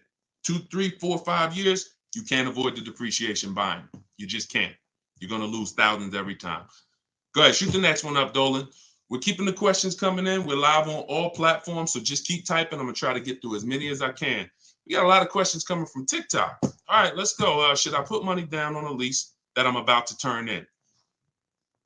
That you're about to turn in. I'm gonna assume you meant, should I put money down on the lease that you're about to get? So check it out. Here's how you shop all your lease deals from now on. there's one thing that I never want you to say again. It's really two things, but in this subject, the other thing is trade. This is down payment. I want you to eliminate the words down payment from your vocabulary because it's been used as an opportunity to get more money out of you. Who's ever went in, thought you were making a car deal, you thought you were going to put maybe $1,500 down, and then somewhere down the lines, these hidden things come like, oh, well, you got the taxes and fees, and then you end up putting more down than you thought you were going to. Has anybody, that ever happened to anybody? Hit the raise your hand emoji or just type me if you've experienced that. You thought you were going to be putting this down. You might have gotten to the finance office to sign the paperwork, and now you got to come up with another 500 or 1,000 or the taxes or the fees or whatever it is, right? So I spent 14 years in the car business. For those of you who don't know me, I've seen the way we call them the 80%. 80% of people shouldn't be in the car business. They're overpriced. They'll sell their grandmother the highest price car. It doesn't matter. They have no integrity, very little morals. We don't buy from them. What you need is to learn to avoid them, and you also need to learn to find the 20% who beats them all the time. So when you shop your car leases, you are always going to shop. You're no longer going to say down payment. You're going to say this: total out of pocket. Total out of pocket. See, total out of pocket means that's what I'm giving you and no more than that. You'll see the difference. Down payment can be, that's my down payment, but what about my taxes and what about, so that gets convoluted. When you start using, hey, I'm only doing this total out of pocket, it's hard for them to switch it up, especially when you're adamantly aware of what that means. This is all the money that I'm putting out of my pocket. You could also say do it signing, but total out of pocket is probably more of a universal term. You shop your leases with 12,000 miles. Now, who was taught they limit you on the lease miles? Who was taught they only give you 10,000 miles? Because this question from TikTok, the person's asking, should I put money down on a lease? So I want to tell you how you always want to shop your car deals with no money down. That's what's confusing you. What's confusing you is when they mix the down payment and start throwing monthly payments, you are now not aware of what you're truly paying for the car, what you're truly getting. And so this is why you use what I'm telling you, you shop my way. You're never going to shop with down payments. That doesn't mean we don't put down payments down, but we do not get offers and we're not out there shopping with down payment money. Okay? So, all right, I see it's happening to you, Fouché. So you're going to get your offers with first month's payment, total out of pocket, taxes and fees in the payment, 12,000 miles per year. Once you do that, I teach in my book, I have a new digital book. It's called Car Shopping for People That Hate Car Shopping, 7 Steps to Saving Time, Money, and Avoiding Dealerships. I teach a strategy called the 25 to 5. We're going to connect with 25 dealers. We're going to get 5 offers. We do not make a decision without at least 5 offers. Because once you see, thanks to everybody who's supporting the broadcast with the gifts, I appreciate that. Once you see how different the offers are, you're going to realize you're going to see how much money is in multiple offers. You must get 5 offers because 80% are overpriced. Don't try to change these people. Don't question, oh, listen, why are dealers like this? Why are the 80% overpriced? Listen, Jim Rohn used to say, don't sign up for that battle. Why does the sun come up in the east, and, in the east and set in the west? Like, don't sign up for that. Some questions are not worth asking because they mean nothing. Just know that's what it is. 80% are going to be overpriced. This is why you are not going to get your best deal walking into a dealer anymore. You're going to sit at home. You're going to decide what you want. We call that shopping, not buying. This is step 4 of my process. We have 7 steps. Step 4 is shopping. And then once you decide what you want, you're getting it from home. 90 to 100% of your new car transaction and your leases should be done from home. That's where your power is. That's where you have the power of leverage. That's where you have the power to make multiple people compete for your business, which saves you thousands of dollars. I'm going to give you tons of examples. This works every time. How do we know? It's the way we buy everything else. Everything we buy in life, we go into the grocery store, we need spaghetti sauce. You need laundry detergent. It's a bid. You may not be aware, but I'm going to make you aware. Everyone is bidding for your business. Hey, look over here, Prego. Hey, this brand, Classico. Hey, we're on sale this week. Hey, we have the best. Y'all see what I'm talking about? Everything that we buy, especially expensive items, but even low price items, companies are competing, except in car dealers. They've trained you. They've trained me. If I wasn't in the business for years, I wouldn't know, to focus on one place and think we all have the same pricing. They made you think Nissan, we're a Nissan dealer, we're all the same price. So you might as well not even go anywhere else because we're all the same price. No, we're not. No, they're not. So when you start shopping multiple offers, you can do it by phone. I like to use email. I like to do everything copy and paste by email. But when you start getting multiple offers, you're going to truly see where all the hidden money has been, and you'll see how many of these dealers are overpriced, which is going to just make you say, from now on, I'm definitely shopping online. So but you need to do it correctly. There's some information you must give a dealer in order to get quotes online. And most of you don't know that. That's why you're having problems getting quotes, because you're not giving the dealer what they need to get quotes. So we'll go deeper on this throughout the show. But this is what we're talking about, y'all. This is all in my book. In my book, you have the 7 steps laid out. You could cue the next question up, Dolan. And for our launch, you can get it for 75% off. The book's normally $97, but for our welcome offer, our launch, I said, you know what? We're going to do 75% off for 30 minutes. So when you go to my TikTok bio, you click that link. There's a button that says, get my new book, 75% off. You get yours. You won't pay the normal $97, but it's only for 30 minutes. Once that timer goes down, you go back up to 97. Same thing on Instagram. It's in my Instagram bio. And then we're going to put the link here for you guys here on Facebook and YouTube. All right, go ahead. This one's from Instagram. If I'm keeping a car under 8 years, I like y'all using this 8-year rule language. I like that. I like what I'm seeing, y'all. Y'all really this is really absorbing. If I'm keeping a car under 8 years and will definitely go over the miles, how do I lease cost effectively? You choose the right miles. You never. I was at Hyundai. And I experienced most of what I'm teaching, I learned through being in the dealerships and just watching, paying attention, asking questions, seeing bad situations, and then asking questions to make sure I could help people avoid them. I was at Hyundai. I was a manager for 6 weeks there. And this guy came in and he was returning a high mileage Hyundai lease. It was the first one that I had really saw that I could remember. He brought it back. It had 70-something thousand miles on it. And I was just like fascinated. I said, you lease this? He said, yeah. All I do is lease. He said, man, I'm in sales. I used to buy these cars. You know, I was putting so much money in the cars, all this negative equity. And it was just like, I hated it. He said, once I got exposed to the high mileage lease, I never looked back. I drive this thing 20-something thousand miles a year, 3 years, I drop it off, I get another one. And so I said, okay. Because I had also experienced high mileage people coming back with lots of miles, but a lot of negative equity with it. Hey, Deshone, I'm looking to change this thing. How many miles you got on it? I got, 180. It's all highway. And then you look at what you owe, high mileage drivers. And I'm like, God, man, it's going to be hard because you got all this negative equity.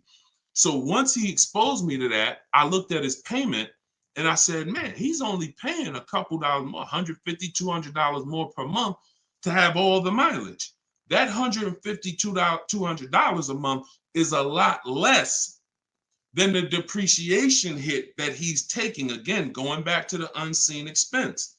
We already said, we park a car outside your driveway tonight, it's 30 grand. Next, I asked everybody on here, is it worth 30,000 tomorrow, a year from now? If you don't drive it, everyone unanimously said, no, it's not. So even without mileage, it goes down. When you do regular mileage, it goes down more. Somebody doing 25,000, this is how you're destroying the value of your car. But at the same time, the loan is still staying high. So once I saw that you could avoid that with a high mileage lease, that became part of one of the strategies that I teach for high mileage drivers. This is only if you're short term. Pay attention to what Maddie's question said. If I'm not keeping it 8 years. If he was, there's plenty of cars that you can keep 8 years and just put a ton of miles on it. You're not worried about trading them or selling them because we don't trade. You're just going to get the maximum value out of it. In his case, he knows he's not keeping it 8 years. How are we avoiding the short-term depreciation? You do that with a high mileage lease. Second strategy, Matt, this is also in my book. I have 2 strategies for short-term high mileage drivers. That's one way. Shop for your lease, 12,000 miles a year, identify the best bid, and then once you identify the best bid out of 5, you have them adjusted to a high mileage lease. Second is you buy your car, or if you have a car now, you keep that car, pay that car off, and now you're going to go lease your nice car, and that's going to be your second car. I call that 2 cars, 1 payment in my book. That's what it's called. And now you have, because some people say, Deshone, you know what? I want a nice car. I drive a lot for work, but man, I want to get me something nice, but I don't want to just be destroying it. And this strategy becomes perfect for them.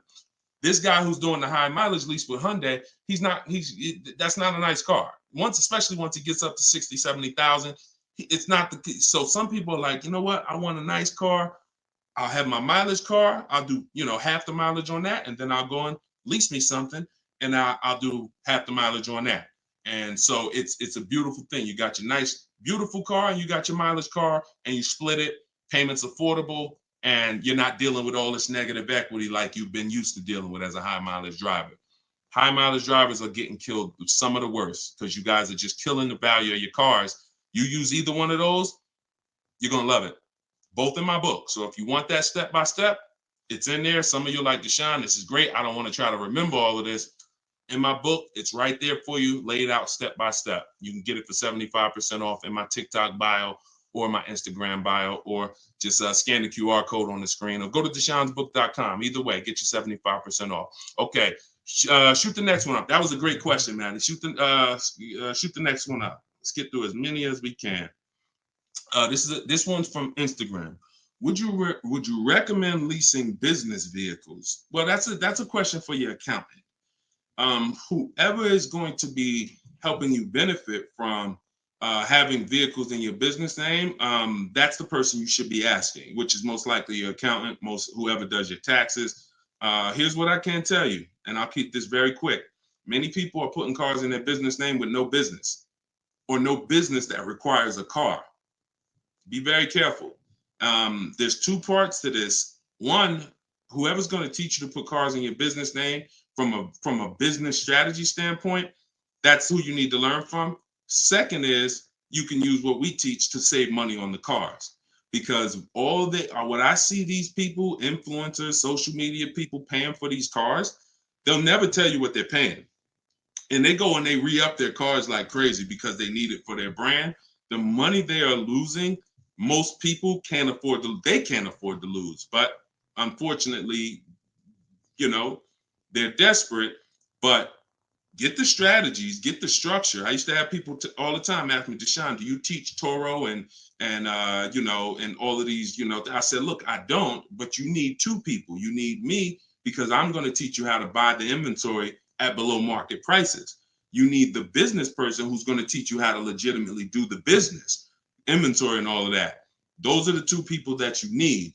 And without both of them, you got some incomplete counsel. But be careful listening to these people, man. If you don't have a business and you wrote off thousands of dollars in business mileage or thousands of dollars in car payments and maintenance, I don't want to be around you when you get audited. And the sad part is those people who told you this won't be around when you get audited, and you can't support that. Just be very careful we don't want a second wave of the PPP. You get a lot. Okay, that's it. We're not gonna beat a dead horse. Go ahead. Next question, Dolan. I think y'all get the point. Some videos were the worst videos to go viral. Did so much damage, still doing damage. Okay, TikTok. This one's from TikTok. Facebook, YouTube. Keep typing. We're not seeing many questions from you today. Do you recommend leasing over purchasing? So you missed what we talked about. I recommend you go back, watch the begin. See, there is no leasing or purchase. There is no either or. It's a based on how many years I'm keeping the car, I should be leasing. You can't, there is no either or. When you lease, you are not keeping your car and you are avoiding short-term depreciation, paying pennies on the dollar for brand new cars. That's not going and paying what they have advertised or walking in a dealership and say, hey, work me up a lease deal. That is not what I'm talking about. When you add up the payments from doing that, you're going to see you overpaid. You probably broke the 1.5% rule and you paid too much for a car you're giving back in 3 years. What I'm talking about is aggressive lease deal. Look at this. Give you an example. I'll give you an example right here. So, and this one, I love to use her because she was in the middle of the pandemic. Middle of the pandemic, people were out here buying Kia Tellurides for just $5,000, $10,000 over sticker. Bonita got hers in 2020. She got a 2023 Kia Telluride, put $600 down, and that was her car payment every month for 3 years, $600 on a $46,000, almost $47,000 Telluride. Why is this so important? Some of you know, you may have seen the video, how much is every $5,000 in a car purchase price? How much is that per month on a loan? Every $5,000 is how much per month. So we're going to compare Bonita's incredible lease deal she got to someone who bought this same vehicle to show you that if you should have bought, but you lease, if you should have leased, but you bought, there's no way to win. It's over. $100. Good job. So that's clicking in. Ronald, great. $100. So whenever you look at a car, you look at a $10,000 car, your mind should automatically say that's $200 a month. 5-year loan. $20,000 car, $400 a month. 5-year loan. $45,000 car, which is about what Bonita got, that's a $900 car payment. So there's people driving this car. We're not even taking into account the taxes and anything like that. That'll put it up probably about 40. Actually, that'd be put it about 50. For her truck was 46, taxes and fees, call it 50. It's about $1,000 car payment for 5 years. She's paying $600. This is why there's no comparison. And sometimes your mind may play tricks on you. Yeah, but it's more than that. Is it? If you and I both drive out the same lot, same exact vehicle, you're paying, we're not putting any money into the deal. See, I want to make sure I keep you on track when you're not, neither one of them are putting any money into the deal. They're literally just going in, no down payment. All right, what's my deal look like? $600 a month, great lease.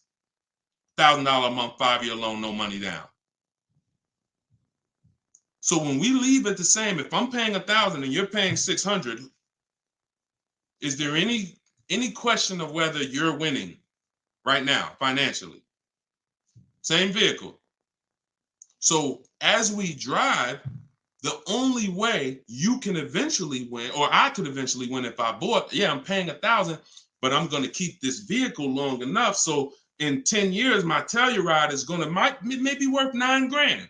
I kept it 10 years. It's worth $9,000 out there, but it's not losing value anymore. It's been in my household and I was able to outlive the depreciation. So now I win. Doesn't mean you lose. See, it's not like, oh, well, you lost, you should have bought. No, Bonita knows I'm not keeping 10 years. I'm not keeping 8 years. That's not my goal. Therefore, I'm going to shop for great lease deals and I'm going to pay pennies on the dollar compared to people buying. And that's my win. So there is no should I buy or should I lease? Do you recommend leasing over purchasing? I recommend leasing when you should be leasing, which means you're not keeping your car 8 years. I recommend buying when you should be buying, meaning you're keeping your cars 8 years. You're going to outlive depreciation, pay it off, and have a car that is not losing value in your driveway in 8, 9, 10 years. That's when both people win. And if you're stuck in the middle, then what I recommend is you get out of stuck in the middle because you're losing tons of money. Get out of being stuck. Buying leases out, buying loans, straighten them in. Get to one, choose a side. I put 2 good sides in front of you. Choose a side. All right? Good question, though. Go ahead, Dolan, cue the next one up. This was good, man. Wait, let me make sure. I'm trying to make sure I'm sharing all of this. Shout out to the sharers. Everybody getting value out of this? Type $ if you're getting value out of the show. This is what we do. All right, go ahead, shoot it up. All right, a lot of questions from TikTok today. YouTube, y'all, come on, type the question. All right, good to see you, Melody. I see. All right, when is it a good time to buy a car? Sashi, there's no good time. There's no bad time. Dealers have to make deals. See, I want you to not believe the marketing. What I want you to also do is I want you to pay attention when we do these shows. Pay attention to I don't want you shopping in an emergency situation unless it's an emergency. What does that mean? If your car was totaled, stolen, then it's an emergency. You got a couple days, no problem. You can use what's in my book. You can get bids. As long as you get multiple offers, you won't overpay. If you have your back against the wall, that's going to happen every now and then. Multiple offers is the key. If anybody had to go buy a TV right now, I said, look, you got 48 hours, you got to get a 100-inch TV, and you got to get a great deal on it. Is anybody worried about overpaying for the TV?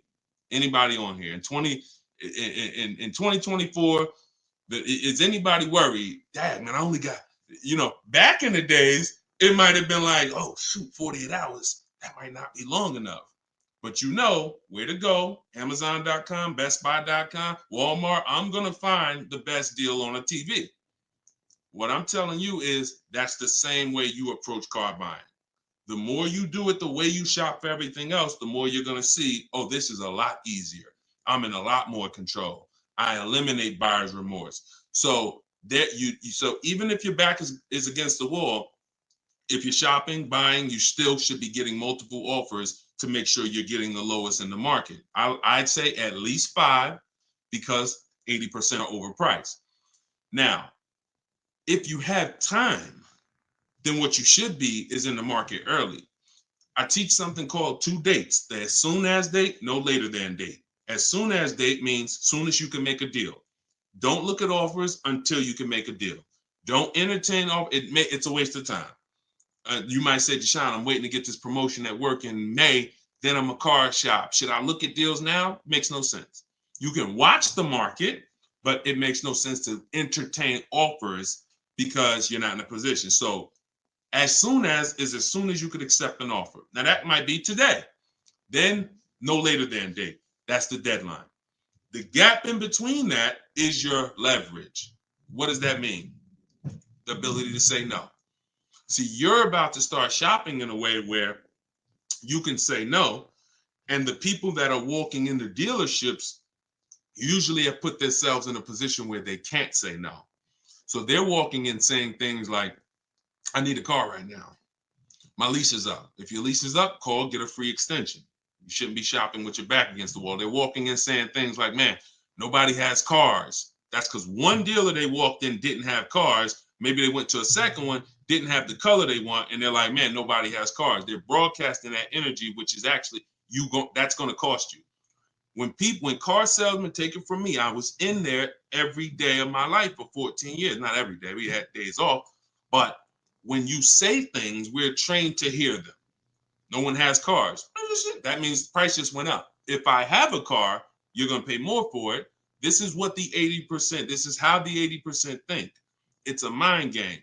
So you don't want to be there. You want to be at home. And when you have the ability to say no, now here's what you do. You reach out to dealers for your offers and you're telling them, hey, I can make a deal right now. This is what I'm looking for. But I don't need a car until July 3rd. See, that's power. That means, hey, if I got a car coming next month, I can talk to this person about it. Most times a person walks in, they need a car this week, next week. That means whatever's on the ground, that's all we can talk to you about.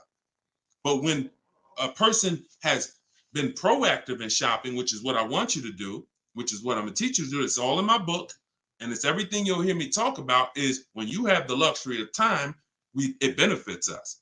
We make our contacts. A dealer might say, look, I don't have a car right now, but I got one coming in 6 weeks. Is that good for you? Yeah, give me an offer. Absolutely. Now, we don't talk. So I'm telling you, you could do it your way, which is call. I always say, ask for sales managers if you're trying to get offers online. If you're trying to get offers from home, we need at least 5. If you're going to do it my way, if you're going to get deals like Danielle and like the people you see me broadcasting the show, you get it at least 5. Sometimes we get 10. I think somebody we showed the other day had 10 offers. So the point is, if you have the luxury of time, you want to use it. Don't be sitting here saying, man, I really can make a deal now or 3 months, but no one knows that. And then you wait until you only need to make a deal in a month. Now you start contacting dealers. You've given away some of your leverage. And if you're shopping for a used car, you can watch the market. When you start looking and you can see, man, I've been watching these cars for 45 days. I see the prices. When I first came, the low side of the market was like 26. Now I see that low side is about 24, 25. So these are things you can't do when you're shopping when you need a car. So there's no good time to buy a car because dealers want to make deals throughout the month. But there is a bad time if you've used up all your leverage. And if you've used up all your time, then you must do multiple offers or you're going to get killed. Sorry to say, there's no other way to say it. If you don't know how to shop multiple offers and you walk in needing a car in 2 days, you are going to overpay. So multiple offers is always the answer. All right. Go ahead, shoot the next one up, Dolan. Great question. This one's from YouTube. I'm only able to get a rental for delivery work. Is there any cons to this method? I don't really, okay, I think you rephrased it. Is there a proper way to rent vehicles for work, or is it fixed market and there's no way to save money? Absolutely not. Renting is going to be way too expensive compared to, this is why when people say, who's heard leasing is like renting? Who's heard that? Type the raise your hand emoji or type me if you've heard leasing is like renting. It's one of the most ignorant statements that there's a lot of ignorant statements made about leasing, but that's one of them. Renting is expensive. Renting, you don't get a lot for your money. It's usually a short-term thing, 1 day, 1 week. You know, maybe if you had an accident, cars total 30 days. It's not meant to be long-term. So what I would tell you is if you were renting a vehicle, I would tell you try to go on Turo, try to find somebody who's willing to rent to you, possibly on a long-term basis where it's not going to be as expensive. Because I'm guessing if you're renting, there's a particular reason for that.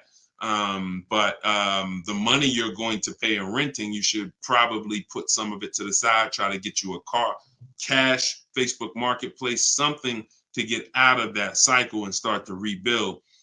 In my book, I have a strategy of plan B, plan C for bad credit, where, you know, you can talk about cash, you can talk about buy here, pay here, even buy here, pay here, if done right, is better than renting.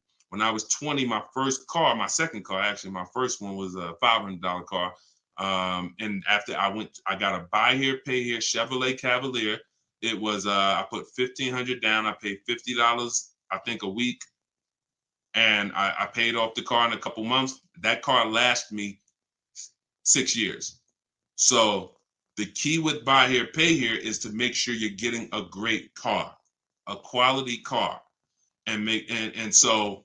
but renting, that if I had to rent a car and I'm in a position, I would try to find somebody on Turo, the lowest price per day, and then see, hey, if I did a long-term per month rental, how much would you give it to me for? I try to work that out, see how that works. All right. God bless with that. All right. Next question, Dolan. Shoot it up. We're getting a lot of questions, so I'm going to try to move faster through the answers. This one's Facebook. Once you have the car you've decided on, how do you go about getting multiple offers from dealers? Well, you could do it the manual way, which is I would see the only bad thing. See, and here's the thing. You guys know if you've been on, if this isn't your first time, if you've seen, you know I don't hold back. But I can't teach you scripts that I've written specifically so you don't have to talk. There's tons of scripts that I have in my book that you're copying and pasting from email, because when you're trying to get quotes online, you're dealing with trained people. And unfortunately, those trained salespeople are dealing with untrained customers that are not giving them what they need, not giving them the information. So 9 times out of 10, they assume anyone online doesn't really know how to shop online. they're defensive and they're not even going to give me what I need to make them an offer. That's why I keep trying to get them to come in. So when we do our copy and paste, we're giving them what we need. And that's the only reason I say I can't explain that to you. The only way to use that, like, all right, there's scripts for everything. There's 3 levels of contact when we're contacting online. This is my 25-to-5 strategy. You're using this for new cars and leases, not used cars. Different strategy for used cars. New cars and leases, you're using my 25-to-5 in the book. And what that is 3 contacts. First, we got to let the dealers know what we want. We contact 25 dealers online with a copy and paste template, tell them what we want. We need to tell them what we want. We need to tell them what our deadline is as soon as we can buy a car, which would be today, because we don't contact if we can't buy today, and then our deadline. And now you're going to have responses. Hey, when can you come in? Hey, when can I? Hey, when can we have a phone call? Hey, whatever. So because I used those scripts, I was able to write responses. I had to use those same scripts. Hey, Mrs. James, thanks for the inquiry. Hey, when we have I'd love to help you with this. I have a car. What would be better for you for us to talk? 1 p.m. or 4 this evening? I had to use those scripts. So I was able to write the responses to them.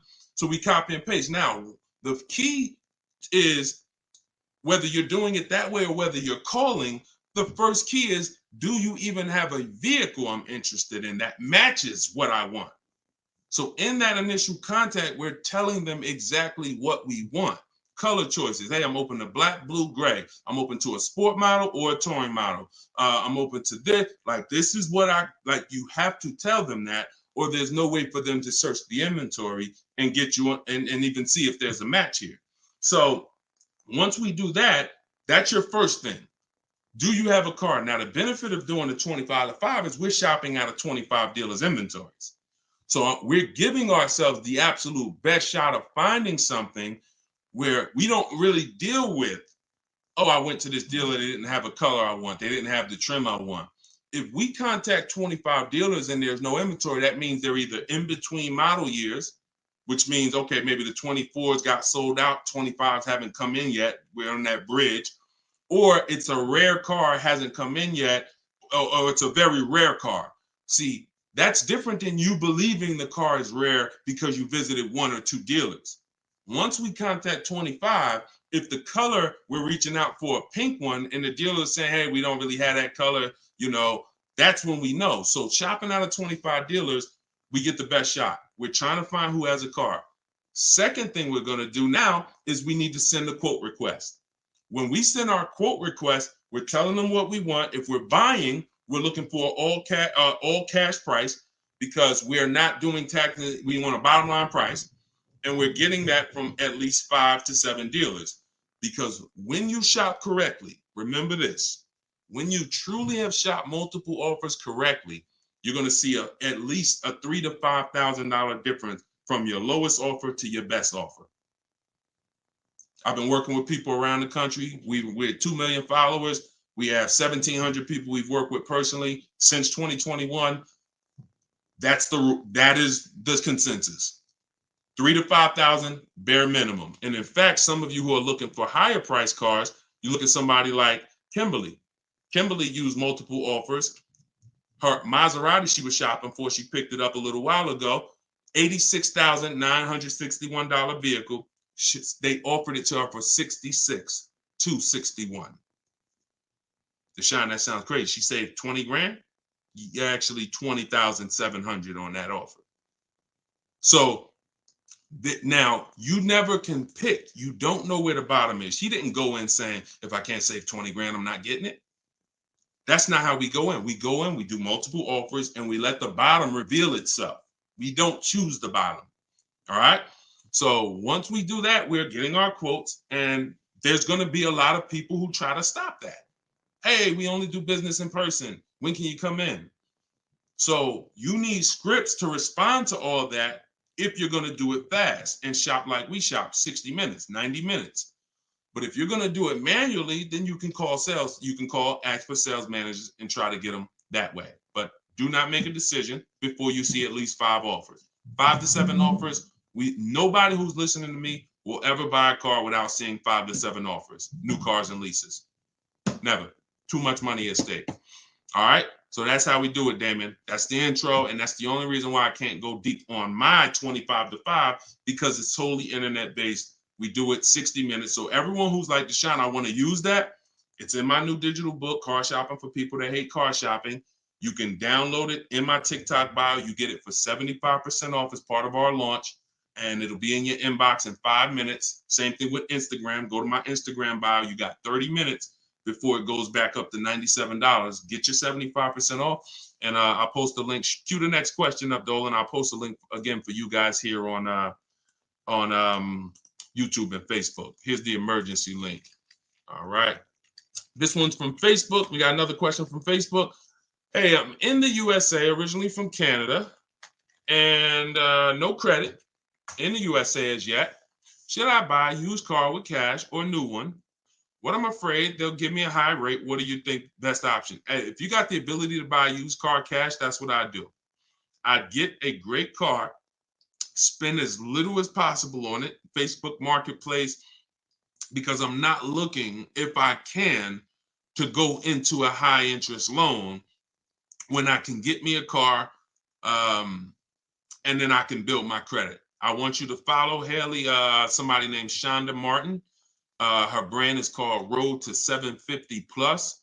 She's very similar to me in that she does these Q&As all the time. She's live. She's a genius. She's clearly studied for many, many years to understand. And even me using her thing, her strategies, I've added at least 80 points to my credit just from things I didn't even know. Like, and the real person who's an expert is going to show you where the blind spots are, things you didn't know. And that's what Shonda is. Some of you may follow her. She's amazing. Yeah, Cavante said, yeah, she's amazing. She is. So follow her. But yeah, I would be looking to get something inexpensive, point A to point B, little as possible. Make sure you find wherever you live, ask around who's the best mechanic in town. Ask like who does everybody know in town that, you know, fixes cars, just a good guy, good woman. And you find them and you say, look, I'm about to go pick up a car. I'm gonna buy it privately. Well, can I pay you, you know, $100 to inspect it for me? Get yourself an inexpensive car, and that'll give you the ability to be on the road. At the same time, you have the ability to have the time to invest in your credit. So when you're ready to make a power move where credit's concerned with a car, be it leasing, financing, you're good. All right. But if you go buy a car overpriced interest rate, it could really set you back. It can really set you back. It's happened to too many people. Great question. Cue the next one up, Dolan. Great questions today. YouTube, should I buy a car cash or do I get a loan? It's a great question here. A lot of great questions.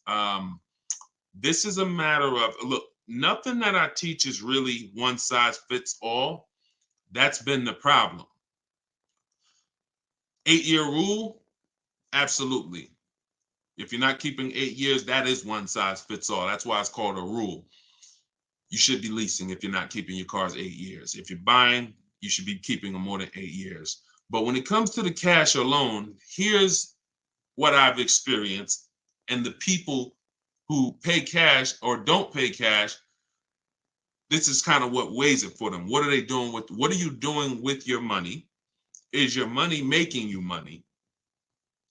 If your money is making you money, I would have people come in the dealership, clearly had the ability to pay cash, because I would ask them, you know, so how are you paying for the car? And they say, you know, I'm thinking about, you know, writing a check for it, but I'm, you know, what are the rates? And if we had a special interest rate from the bank, like 0% or 0.99%, 1.99, 2.99 even, they'd usually take the bank's money so that their money could keep making money for them. So if that's you, and the rates are low, that's why whenever we shop for a car, you always want to check, are there any special interest rates? That's the first thing. I teach something called the bank bidding war. It's not just dealers that bid for our business. It's banks and credit unions too. So in the bank bidding war, there's 3 rounds. The first round, though, is checking if there's any special interest rates, because if there is 0.99 or 1.99, no one's beating that. Therefore, the rest of the rounds are non-applicable. So if you can use the money cheap, that's when you use the money and you let your money keep working. Now, another person, a different person, Deshone, I'm not really investing my money. You know what? I just kind of like to keep things to a minimum. I got my cash over here. Okay, then. I would still, if the money was cheap, consider it, because we could be coming into days where cash on hand becomes a little bit more important. But it's really about the cost of the money. If rates are high, 6, 7, 8%, 9%, 10%, then you want to put as much down on these cars as possible. If you're buying them, you want to put, you want to pay them off if you can, because the money is expensive. So it really depends on the cost of money. People, when the cost of money is cheap, they benefit from that, and I would think that those principles will work for anybody, and that's, you pick and choose which one of those situations fits you. But if you check the special interest rates, that usually puts it to bed. You see 0.99, it ain't no reason. Why would the bank's basically giving you free money to use. You can keep your cash on hand and still get the car. So I know some people don't believe in that. They don't believe in interest, but here's the thing. There's something called opportunity cost. Interest is not the only loss. When you're talking financially, opportunity cost is important. When you put 30 grand in a car and it gets you, we already talked about this. Cue up the next question, Dolan. Depreciation curve. When we start talking about financially making decisions, a lot of people see, if I put 30 grand cash into this car, what is my cash worth in 6 years? $30,000 car, what is it worth in 6, 7 years, y'all? 12, 10. So what's the return on that cash? It's not even positive. It's not even neutral. It's negative. So these are all the things that is like, okay, you go over that, what I just said over the last 6, 7 minutes, and you choose what makes sense for you. But I'm never going to give you one size fits all formulas. That's what has failed you. Always do this. That's what has failed you. Go ahead. All right, this one's from TikTok. What's the best way to purchase a car once lease is over? Why would you want to? All you're doing. All right. Let's talk about buying our lease out. And I'm going to keep this quick because some of you know that I'm adamantly against this unless you're keeping the car 8 years. Because sometimes we look at our leases, right? And we say, oh, it's, should I buy my lease out? Here's the question. Should you lease again or should you buy a used car? When you are buying your lease out, all you are doing is buying a used car. That's it. When you look at it that way, it's going to become more clear to you. It's your car. You don't have to go search for it. You do need to make sure it's a great price relative to the market, but that's all you're doing, buying a used car. So the question becomes, should I buy a used car or should I lease? And when you realize that the 8-year rule, breaking it, is going to continue to lose you money and put you in negative equity, you won't buy your leases because you don't plan to keep them again for another 8 years. I'm going to tell you how I found this out to be horrible. Guy walks in the dealership. I'm looking at the car that he has. He says, okay, I'm looking to trade this in and get me something new. So, okay, how many years old is that? About 5 years. Okay, cool. How long you had it? I had it since it was new. Okay. All right, you know how much you owe on it? Nah, I don't know. Now, that's not a good sign, because if a person tells you they've had a car for 5 years, and they've had it since it was new, wouldn't you think it was almost paid off or paid off, right?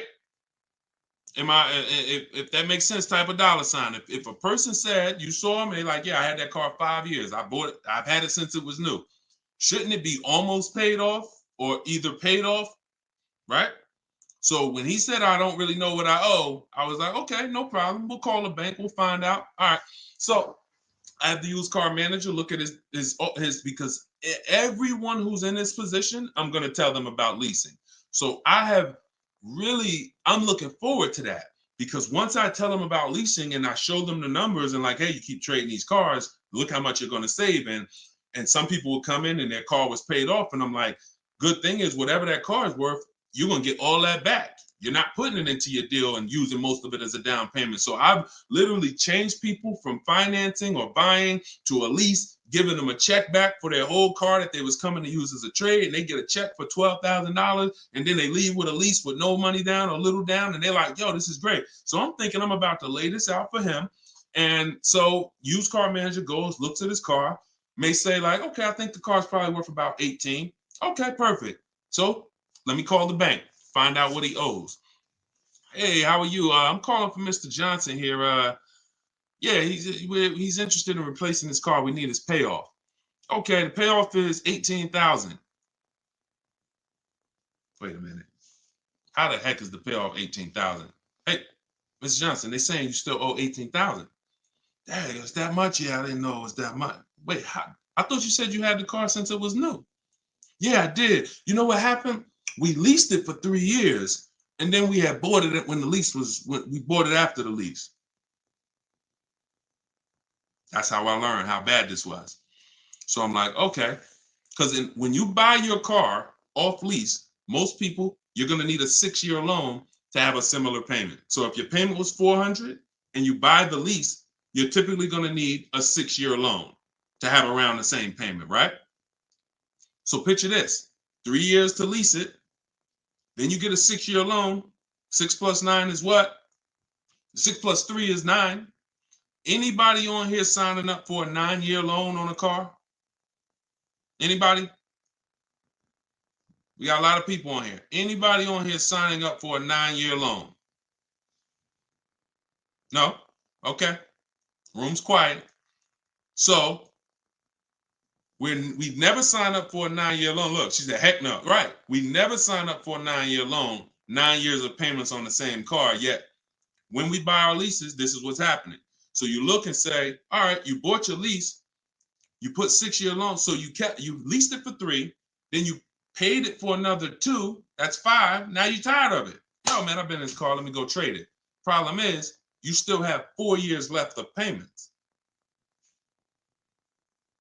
That's why buying the lease is horrible. One situation where it makes sense, if you're keeping it 8 years. That's it. If you're going to keep it another 8 years from the day you buy it, then potentially go ahead. Because all it is again, buying a used car. If you said to Sean, should I buy a used car or lease? How many years you keeping it? I'm keeping 8, 9. Buy the used car. Don't lease. So preaching the truth. Thank you, Kevin. I'm glad, man. And hopefully these stories will stick in your head. So when you encounter these situations, you know, when someone says to you, hell, man, I'm thinking about buying a lease, you'll never forget the story. So this has nothing to do with getting the best deals. This has everything to do with having the best deal structure. So I'm glad that clicked. Go ahead, shoot the next one up, Dolan. Oh, I see we already been on for. All right. We'll do a couple more. I'm trying to get through them as quick as possible. Y'all, if y'all like Deshone, I love to know everything you teach of how you shop for cars. Everything I teach is in a step-by-step way. In my digital book, Car Shopping for People That Hate Car Shopping, 7 Steps to Saving Time, Money, and Avoiding Dealerships. Everything we do is a bid. We're buying cars and leasing cars in 90 minutes, 60 minutes. When you get good, you'll be able to do this in like 45, 60 minutes. You never spend more than 30 minutes in a car dealership. You're at home. You're the prize. You're getting bids. You're no longer negotiating one-to-one where you're in a losing position. When you're getting bids, you're in the winner's position. So you can get your book for 75% off as part of our launch. So we want to do 75% off. It's normally $97. In my TikTok bio, you can grab yours. It'll be in your inbox. And some people say, before I get to this next question, Deshone, is it in print? There's a lot of reasons when you use it, you'll see there's no way this book could have been printed. One, things change. Vroom was one of the companies that we used to use for bidding. Vroom's out of business. if we had 100,000 books out there in your houses that you all paid for, now it's like, okay, what do we do, y'all? That's obsolete. Now that's when you hear people say, hey, you need volume 2. I know just 6 months ago that I asked you and told you that I was going to solve your problem with volume 1, but that's no good anymore. Volume 2, get it today. We're not doing that. And there's nothing against them because, again, they did what works, but we didn't want to do that. I wanted to be able to update this book on the fly. What I did when Broom went out, I updated the file. Everyone's book was updated.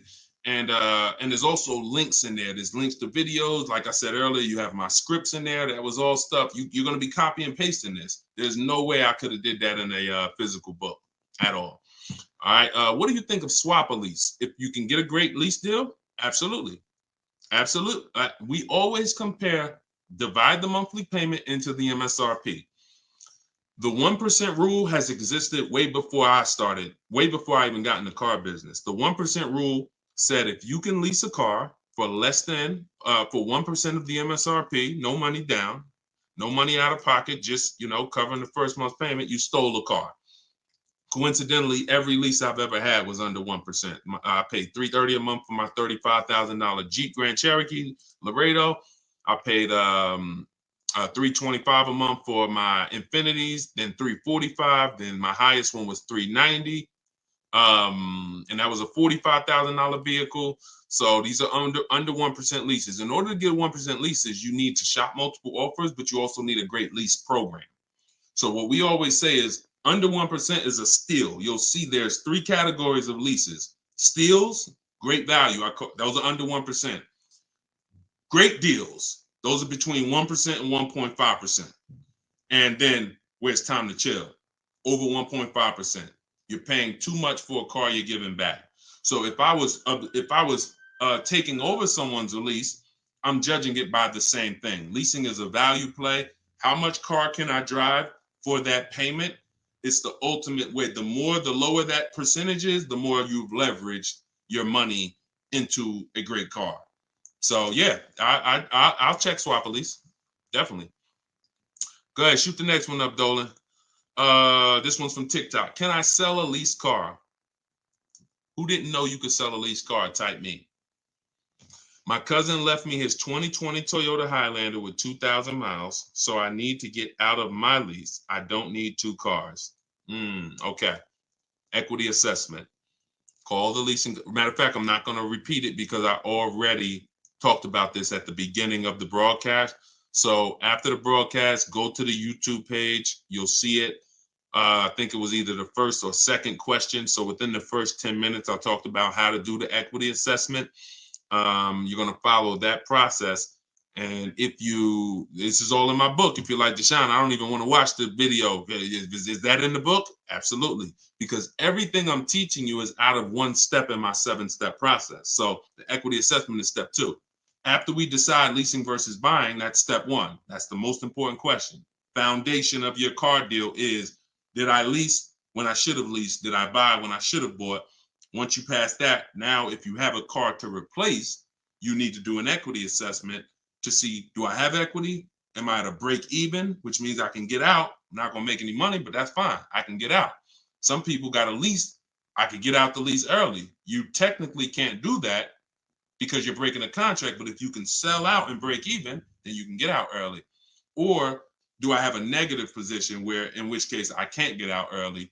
In the case of a negative, if you have a negative position on a lease, you can't get out early without penalty, without those payments. But if you're a negative equity on a finance, then that's different. There's no negative equity in a lease. I know we kind of use these terms interchangeably. Negative equity is only with a finance because you have to pay the money. With a lease, if what I get offers for, if it's below my payoff, then I just stay in the car until the end. I don't have negative equity. So you do the equity assessment, and hopefully you can break even. And the good thing about Toyota, if they haven't changed it, and I remember right, they don't have a third-party restriction. So you should be able to, if those offers you get are what you owe or higher, then you should be able to sell that car right to CarMax or Driveway or AutoNation, whoever makes you the highest offer, and you can be out of it literally. You do that today, you could be out of that car tomorrow. All right, so keep me posted. Go ahead. Shoot it. See, we're over an hour. And I know Dolan, we always try to keep the shows an hour, but it's like the questions start rolling in and it gets good. Go ahead. Shoot another one up, Dolan. We'll wrap in a second. Facebook. When you go online to build and decide on needs and wants, you look at the cash price, not the lease price. We don't look at any price online. Pay no attention. Nothing online is a deal, y'all. No commercial. I don't care what you see. Deals are like this. Hey, look, this is their offer. Look, this is what we gotta. Can we do it? What? Can you get them up any? Like, will they come up any at all? Nah, man. They said that they made this, and it's like, shoot. All right, let's see if you get another. Can you get another $10? If you get another $10 a month out of them, just take it. If not, then do the deal. That's a deal. You don't repeat it. You don't. I used to have to tell certain people, when you got a real deal, hey, when you come back, I'd love for you to send me friends, family, but don't tell them what you're paying, because I probably can't duplicate that, honestly. That's a deal. The whole opposite is what they advertise to you. Deals are not advertised. Deals are when the dealer makes little to no money. Little to no money. That's a below market deal. If they're putting something on a commercial, that means the dealer doesn't mind if 80 people come in and get that offer this month. You have the money down? Yeah, I want to pay the $460 a month. Okay. You have the money down? Yeah, it was $3,400, right? Okay. What about the taxes and fees? Because that's small print. All right, how much is that? That'll put you probably about another $3,200. And then I could be at that payment from the commercial? Yeah, definitely. Okay, let's do it. That's not a deal. That's not nothing special. We didn't mind making that. Come on, if that's what you want. So if you want deals, you got to understand. Don't look at commercials. Don't look on the internet. Oh, this deal is advertising this. Deals are not advertised. Let that set. All this marketing that has worked on, come at the end of the month. Imagine being in a business where your customers were trained to come at the end of the month. Imagine if you had a pizza shop, a car wash, and that happened. You knew that the industry was so good at marketing that you knew the last 3 days of the month, your car wash is going to have lines around the corner. That's marketing. So dealers make deals when they're like desperate. I want to see. Nobody's here. So don't pay attention. Don't pay attention to that. Just follow the process. Oh, I see you got the book. Just follow the process. If it's not written in there, Ty, don't add to it. Don't add to it. If Deshone didn't say, go to this website and look and then write that down, don't do it. The whole purpose of why I wrote that book in that way is to take the guesswork out of it. If you find yourself like, okay, what should I do here? All right, I'm going to do this. You're probably off my path, because my path is very rigid. It's like a McDonald's system. You hear that beep, the nuggets are ready. Oh, don't change it. And then you'll get the results. We call that trust in the process. Great question. All right, y'all. We just hit an hour and 10 minutes. Y'all, I would love to do this all day. We are going to continue to do these broadcasts. Once the questions start coming in, I don't want to discount any questions. So I wish some questions I could just answer in 30 seconds. It's not possible without me just cutting it short and then you not getting the value out of it. So we try to get through as many as possible. For everyone who wants everything I teach in one place, you can get everything in my social media videos. But I think what you understand now from being on the broadcast is there's lots of different situations. So when you're moving through my social media video, you're saying, oh, he's talking about leasing here. He's talking about buying a used car here. He's talking about banks here. He's talking about high mileage here. All right, that means I got to try to piece this together myself. Same thing with the broadcast here. If you're like Deshone, I want everything in one spot, step by step. It's all in there. Leasing's in there. The high mileage paths are in there. The new car purchase paths are in there. Used car purchase paths are in there. And step 7 of my book is delivery. So you shouldn't be thinking, oh, I'm gonna read the whole book, then I'll start shopping. No, it's action guides. It's essentially a big checklist. Do this, do this. By the time you get to step 7, you should be picking up your car, getting ready to have it delivered. So that's the way it is. You don't take a quiz at the end. The quiz is, if you did it right, your car's on the way. So everyone can get your book for 75% off as part of our launch. It's in my TikTok bio. Grab yours, use it, and please make sure you email me your deal. As soon as you make your deal, send me an email. Deshone, check this out. I don't want to see just the car you got. I want to see the price you paid. You're going to have price assurance, and I'm happy to be on this journey with you. So get it in here. I'm going to send this link. I'm going to type the link one more time for you guys here on Facebook and YouTube. In case you missed the countdown, I just typed the link. You can grab it there. TikTok, Instagram, it's in my bio. Click that website and then click that button that says 75% off. So until then, thank you, Ty. Great questions today. Great questions. All the questions were good. And I'll see y'all on the next broadcast. We'll keep this going. God bless y'all.